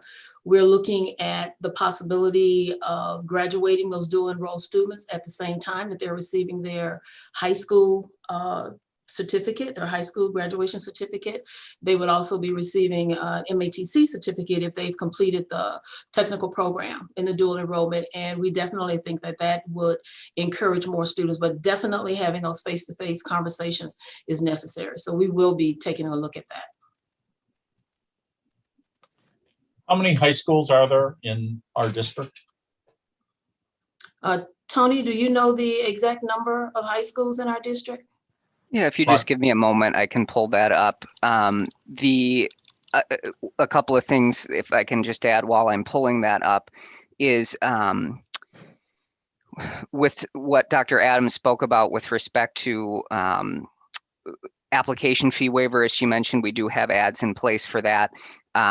With respect to our fall goal, and Dr. Adams noted this as well, we are not just ahead of last year, but we can track our pacing to our target, and we're at 110% of where we would expect to be to meet our target. And I am just going to pull into, I have the lists of school districts easily. I'm just gonna, it'll take me just a minute and I can give everyone an update on the number of high schools. Yeah, I don't need an exact number, Tony, but approximately. It's about 100. Okay, and how many of those have been visited by an MATC person in the last 2 years? So every public and charter high school in the MATC district has an assigned recruiter, and we assign bilingual recruiters to any school that has at least 33% Hispanic, Latino, Latina students. Okay, so how many times does a recruiter go to the same school in the course of a year? It's multiple times. It may depend on the school and the availability, especially in the last year of being in person. We have brought back in-person tours, for example, and we're doing in-person visits where they're allowed. Okay. May I ask a question? Yes, go ahead. Yeah. Are we tracking those meetings? Do we know for sure that they're happening? Okay. Yes, we track them. Yes. Because I know for a fact they're one of the high schools, and I can send the information to you later on, Tony. When I was talking to one of the staff members, claimed that they were not aware of the Promise program, which surprised me. So that's what I wanted to know, if we were tracking this. Yes, we do track the visits. The Promise is a huge part of what we do with respect to that. And we've had virtual counselor breakfasts this year talking about the Promise, family events talking about the Promise, in addition to paid advertising across multiple channels digitally for the Promise. And we actually exceeded our enrollment target for the Promise this year. Thank you. But I would be happy to identify where there might be gaps. Question. Dr. Wilson. For Now that we're coming back off of whatever this thing was we were on, are we gonna try to do something, another little effort to get the promised information out? And also, I'd like to probably talk to you, Tony, or somebody about the promise and the results as of, man, maybe the reason I'm not sure is I may want to look at the results before and after the corona and see was it better, worse, or what we could do to, first of all, I want to know how we're doing with the students who are a part of it. And then between before and after COVID, and then I'll see if there's anything along with the other board members that we can do to make it better. Yes, we Certainly. can gather that information. Yeah.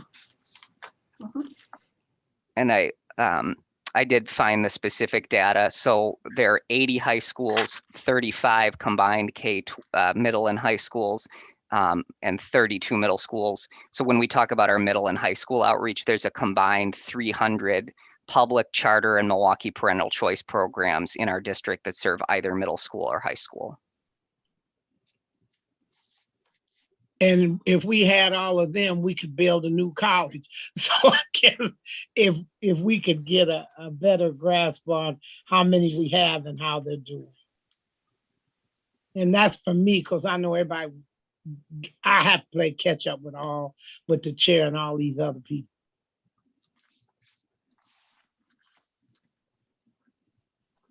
Any other questions around enrollment? Chair Foley, I know that I'm just suggesting it so it's out on the table that we've been looking for retreat items. One of the things that I think, because as Carrie is leaving, and I would like to carry forward her because she and I have the same concerns and passions for this area, it would be helpful as board members to dig in a little bit. I mean, we get data, and I understand board meetings are not the place to do that, but to really dig in to what is being done. Like, we hear that we're getting messages, but yet we're finding people within the schools that are saying, I've never had contact from a person. So there's a disconnect somewhere. And as Director Wilson just said, like, it's an untapped audience. And I think I would like to dig at some point. I think it's a future board retreat topic a little bit more to help board members understand a little bit of what we hear to the implementation, to understand where there might be gaps a little bit. I'd even want to do an ad hoc committee on enrollment in the next year, or an ad hoc committee on completion, which is really a follow-up on guided pathways. What have you done for me lately, I guess is the question. But those are the two big drivers of enrollment, who we bring in and who we keep until they finish. And I share your ear to the ground, perhaps would be the way to describe it, that there does seem to be a disconnect, and there has in the past been a disconnect between what members of the board hear from people they happen to know or that they have professional relationships with in the K-12 environment, and what we say and think and believe and are doing. And so we have to do something different or something more, I think, to make sure that we're reaching everyone. One of those things we talked about a year ago was the need to begin talking to students and their families in 5th, 6th, 7th, 8th grade, as opposed to waiting until they are in high school. I'm not sure where that stands, and I'm not asking for an answer to that right now. But one of the things that the ad hoc committee would do would give us a chance to dig into this, not just for 2 hours on a Friday afternoon, but on a deep level for the duration of the year. We can discuss that at the organizational meeting or afterwards, but I share your interest in having this be a point of specific emphasis for the board. Sign me up now. So signed. Anyone else? All right. Thank you, Sarah and Tony, and I've forgotten who the third person was. I'm sorry. Thank you too. I've lost the face on the screen here at least. Next is Milwaukee PBS General Manager's Report. Mr. Zachary.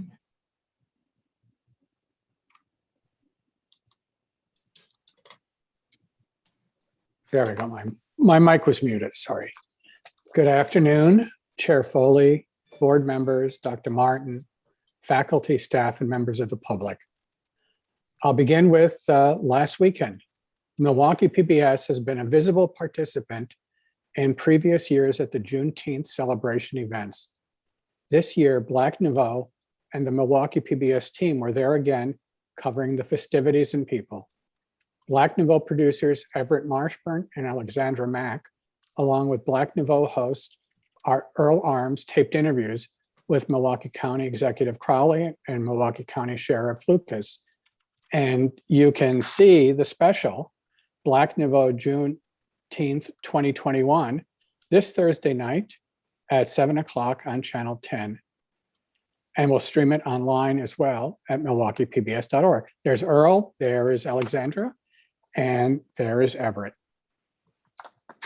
Moving on to fundraising. With just a week left in the fiscal year, overall fundraising is currently over 6.6 million, approximately 300,000 over the original pre-pandemic FY21 fundraising goal of 6.3 million. Knowing that corporate underwriting and event revenue would be negatively affected by the pandemic, a strong push was placed on stewardship of existing and recently lapsed donors, which helped individual giving results. Individual giving was also given a significant boost by Milwaukee PBS Passport, the member benefit that allows people to stream PBS programs on their TVs and mobile devices. Overall, membership numbers are now more than 39,000 active members, the first time it has ever been that high, with more than 11,000 of those members giving monthly donations. We also saw an impressive 5,225 new donors give to MPBS this fiscal year. As we move out of the pandemic, the coming year will continue to have a strong focus on stewardship and to cultivate those generous viewers who step up to support Milwaukee PBS. I'd like to acknowledge John Lord and Kim Sosa and the members of the fundraising, membership, underwriting, and foundation team for their work and the results. This ends my monthly report. Thank you. Happy to answer any questions.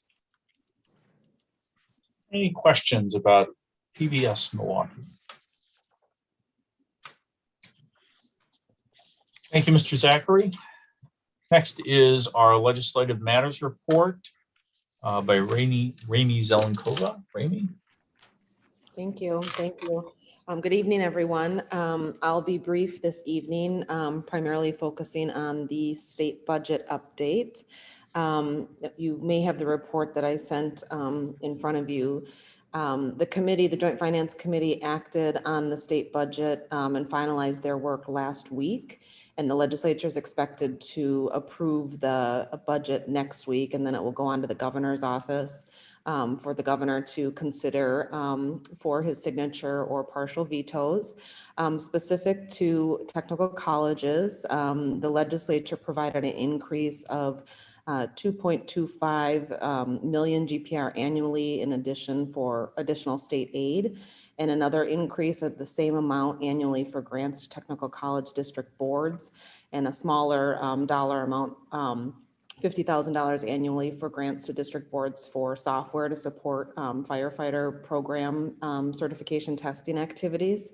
In addition, the committee added a new program, $5 million to the Higher Education Aids Board to recruit and retain nurse educators. We're still waiting for the statutory language, but generally the dollars will be available to individuals who are either students or graduates of Wisconsin-based programs, again, to help recruit and retain nurse educators.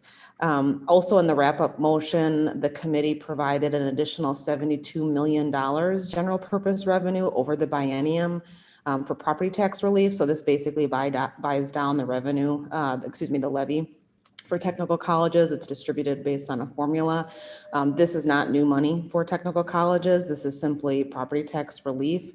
The reason the committee chose to go this particular route was to address maintenance of effort requirements that the federal government put in various different COVID relief packages tied to the federal dollars that states received as a result of those COVID relief packages. And so this is one mechanism the legislature chose to look at versus infusing spendable dollars to technical colleges. So as I mentioned, the legislature will take up these provisions next week. The dollar amount in totality was much smaller than what the governor had proposed. The legislature funded approximately a quarter of what the governor proposed, both for general aid as well as needs-based grants, Wisconsin grants. The legislature chose not to infuse new dollars into Wisconsin grants. Their final action also included a substantial tax cut of $3.4 billion, a combination of income tax cut and property tax cut.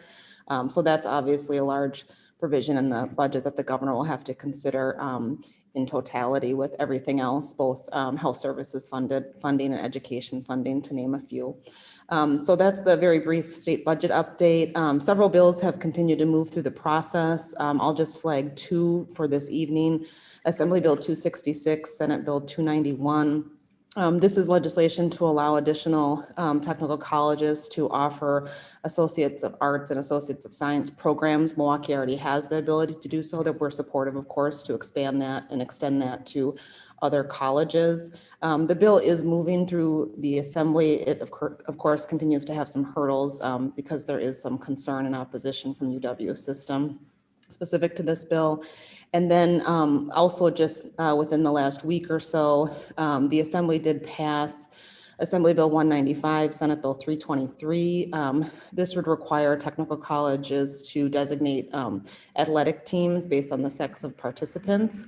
The Senate has not taken up the bill yet, although the governor has indicated that he would veto the legislation if it reaches his desk. So with that, I'll conclude my report and am available for any questions.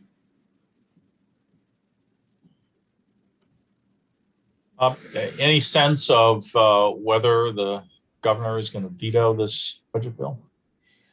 I wish I knew. And the consequences thereof?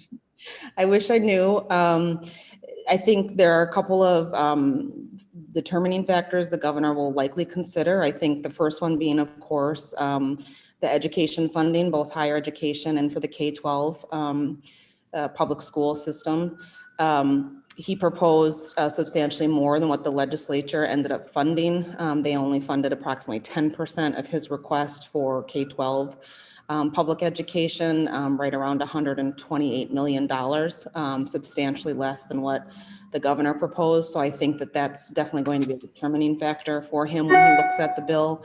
Also, substantially less for higher education as well. That being said, the legislature included a number of new dollars for Medicaid and health services spending, just over $700 million in those areas, in areas that the governor also really prioritizes on top of the tax cut. So I totally avoided answering your question because I don't yet know what the governor intends to do, but certainly he's going to take a very close look at the bill. He had previously indicated he would consider vetoing the bill in totality if education funding was not increased to address the federal maintenance of effort requirements.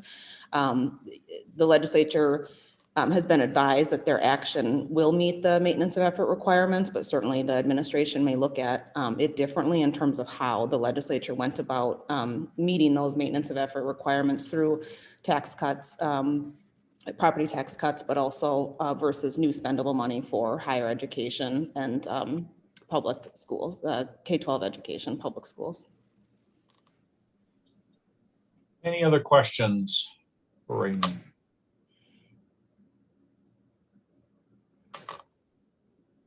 Okay, thank you, Raymond. Great, thank you.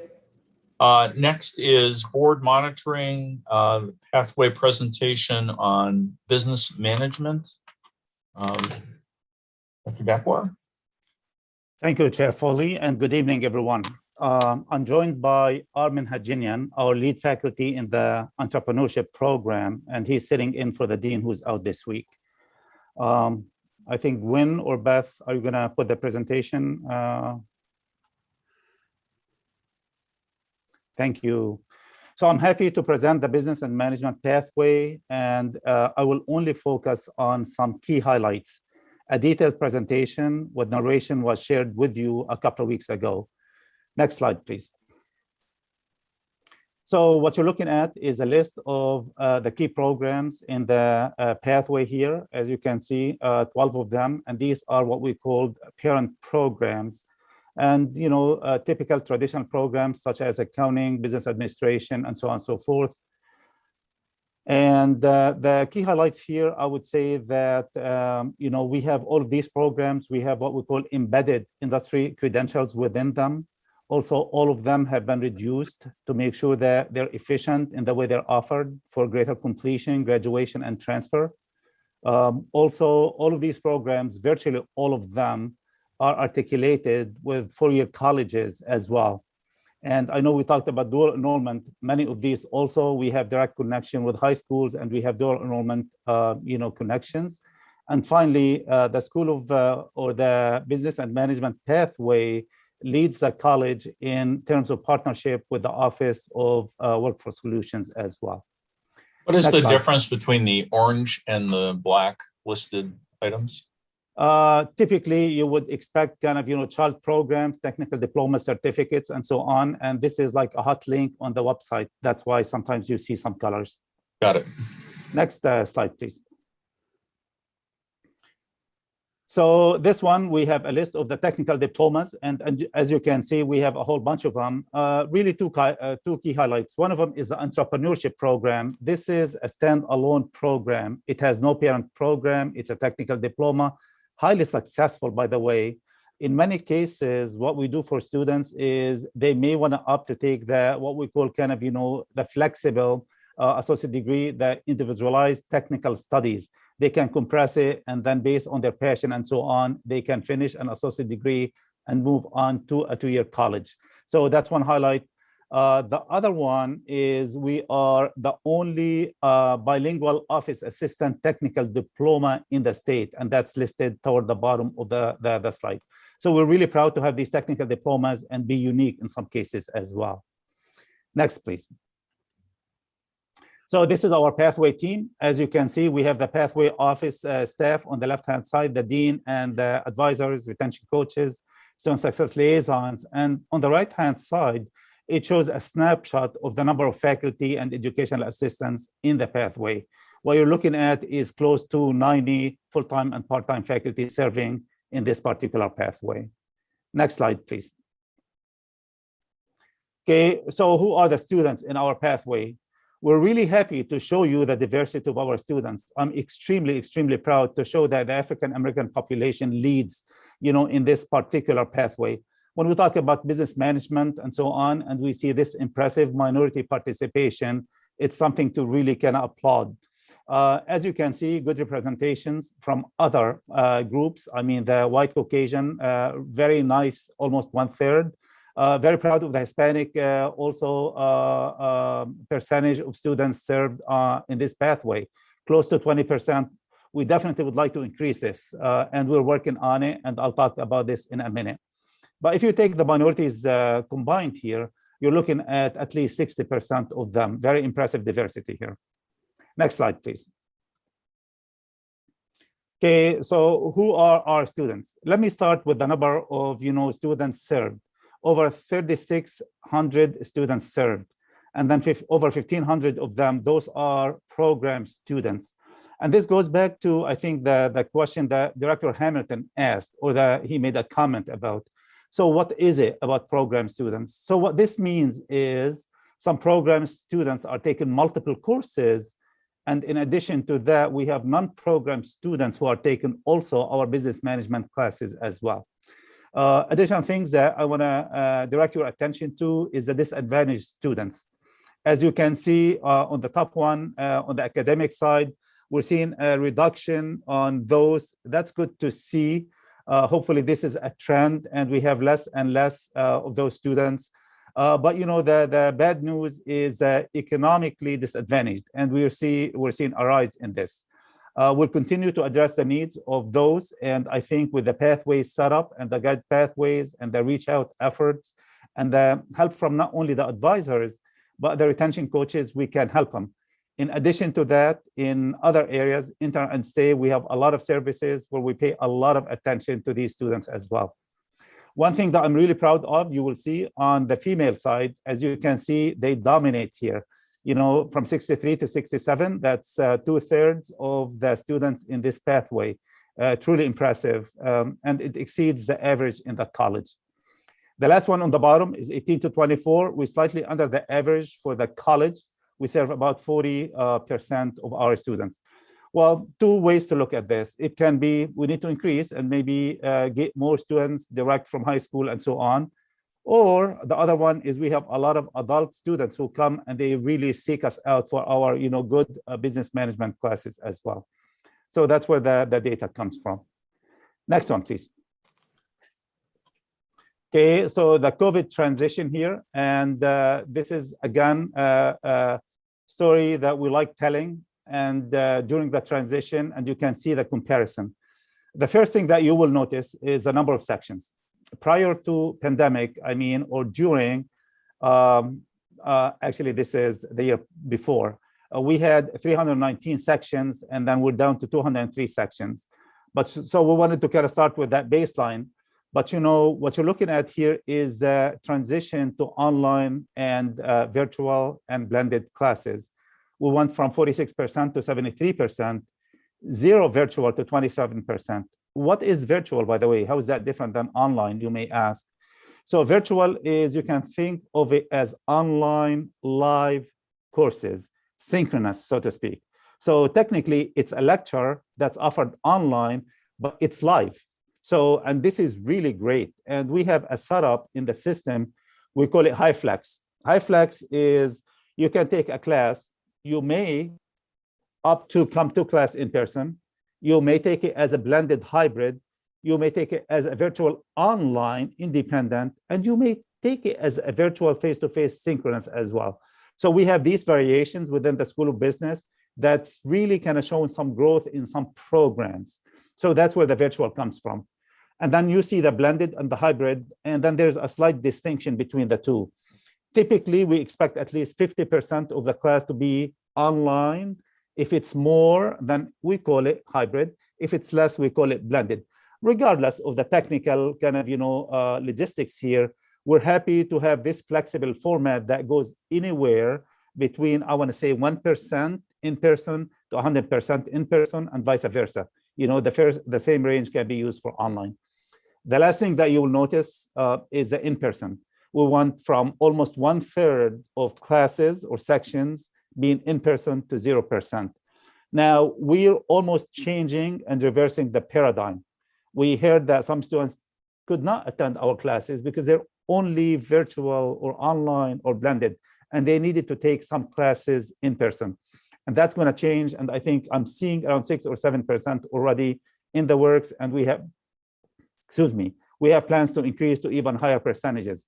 But, as we kind of go back and forth between the different, modalities within our classes, I would like to report to this board, hopefully in the future, that we're seeing some growth as a result, because we are flexible, we're creative, we have different formats and so on. We're seeing it in some courses, in some programs, in the pathway, but it has to really be scaled up at the college level as well, as we continue looking at these creative and flexible options. Next slide, please. All right, so here we're looking at our spring pathway classes, and again, the same number of classes, the 236, and then we show the number of blended and the hybrid. In addition to that, we're showing some other numbers. So the 40% that you're seeing, this is the percentage of classes that utilize OER, Open Education Resources. You can think of this as digital electronic textbooks. This is a key initiative that Dr. Martin's been working on. She's been inspiring us to really kind of, to move more and more to OER. This is a less expensive option. We'd like it to be at no cost at some point and so on.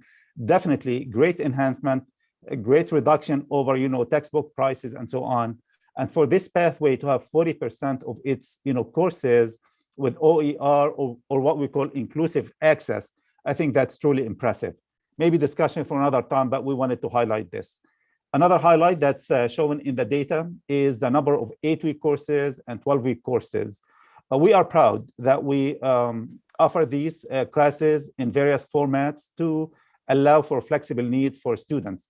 Sometimes students like to take short-term classes sequentially, and we're seeing a higher level of success. In fact, we have a key initiative to increase, our 8-week courses. So comes next spring, we're looking at 20% increase in these courses. And really the idea is not so much just the nature of the course, it's a higher success and retention that we're seeing in these classes as well. Next, please. Okay, so our pathway is a leader in transfer opportunities. You see the numbers here dominated by the UW system. We're really proud of that, staying local within the state and so on. The top is UW Milwaukee. I think no surprise there. And we have excellent partnership with them. We have articulation with them. We have good partnership with the Lubar School of Business. We have various kind of activities, events, exchange of information, and really established kind of relationship with them. We're also proud of the other institutions as well that you see. But anyways, I mean, this is really a good success story about our transfer students. Next, please. We have 2 success stories. The first one is about Brooke, who's a graduate of the hospitality and event management. The other one is in the entrepreneurship program. Let me briefly tell you about Brooke, and I'll keep it brief. So Brooke came to us as a transfer student. She worked very closely with the lead faculty, Miss Smalley, and she's the lead faculty in the program. This is a hospitality and event management. She worked with her. We were able to transfer every single course for her. She showed passion for her classes. She wanted to transfer to a 4-year. We assisted her with that. I'm happy to let you know she's been admitted in a 4-year college, UW Stout. She's moving forward with that. Not only that, right after graduation, she secured employment with the help of her advisor as well. And she's going to be working for a local hospital as a manager as well, or a management position at some level. So that's one success story that I'm really happy to share with you. Next, please. Next one is truly inspiring about a minority student in the entrepreneurship program. And as I told you, Mr. Armin Hajinian is with us, and he knows the students firsthand. So I'll let him tell the story himself. Armin? Okay. Yeah. Thank you, Dr. Dakor. The gentleman on the left, Bryce Killebrew, was one of my students. And during the class, he was kind of looking at various options for entrepreneurship. And he kind of moved into the electric or e-bike industry. And he designed and set up a manufacturing process and marketed the bikes right here in Milwaukee. He since has graduated, I think this past spring, and now he's enrolling in the individualized technical studies program to get even more extra classes that he needs and move himself towards an associate's degree. But yeah, very successful. And he took advantage of our entrepreneurship center as well. Thank you, Armin. You're welcome. Next, please. This really concludes our presentation here, and we'll be glad to address any questions or clarification you may have. Any questions from the board?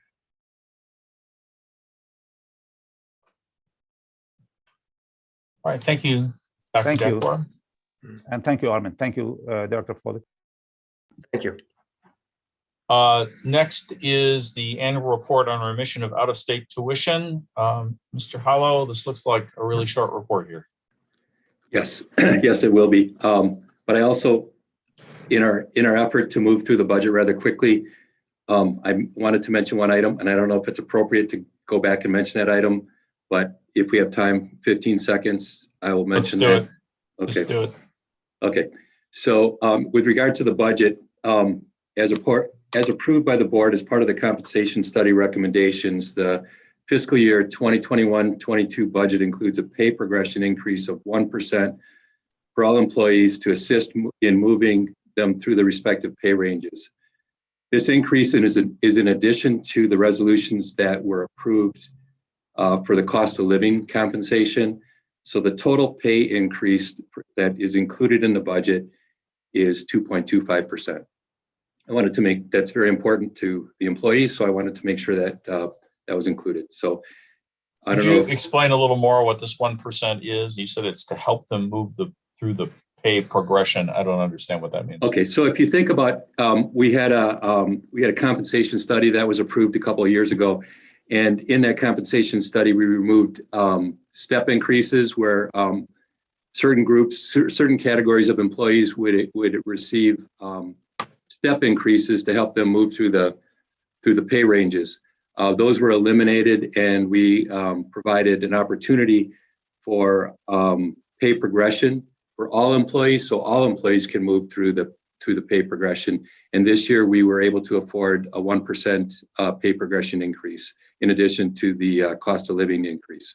So it's an overall 2.25% increase for all employees this year in the upcoming fiscal year. Okay. Any questions about that? Now, Beth, I don't know if you're going to pull up this slide on the remission of tuition. Well, let's just describe what this is, because we're talking about $1,241.97, which does not warrant a lot of time. Yeah, sometimes a picture speaks louder than, okay. So if you think about this was we did not have any remission of out-of-state tuition for any needy and worthy students, but we do have one student who falls in the category of children and surviving spouses of correctional officers, firefighters, or law enforcement officers killed in the line of duty. This one student took 9 credits, and $1,241.97 was remissed this year. So that's what we wanted, just wanted to make sure that we report that. We do this annually, and we report it to the state as well. Okay, thank you. Any questions about this report? Thank you, Mr. Hollow.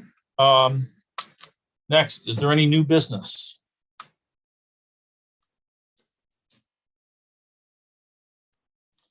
There being none, reminder, the organizational meeting, 4 p.m., July 12th. It'll be via Zoom, and you'll be sent a link. And July 15th to 17th, it's actually the 16th and the 17th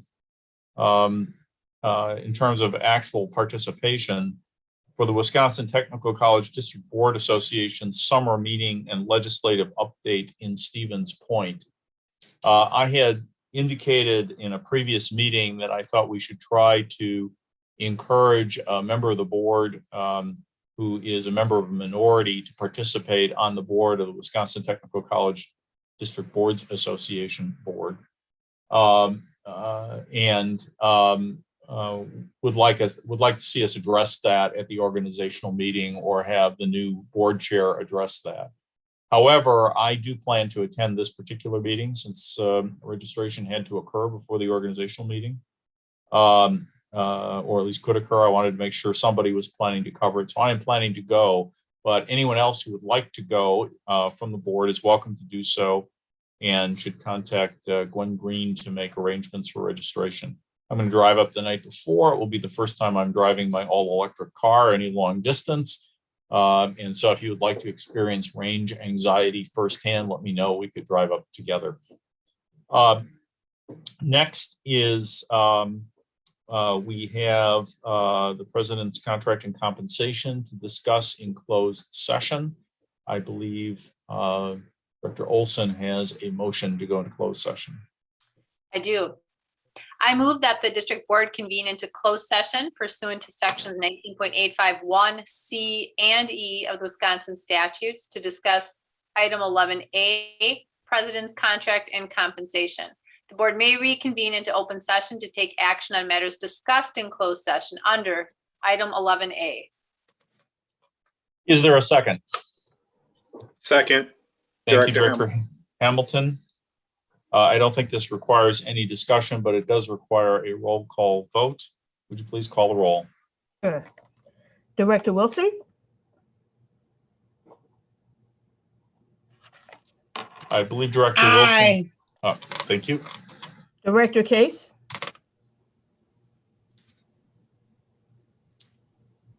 Director Case may have had to leave. Is she on and not and muted? Let me see. Okay. sure.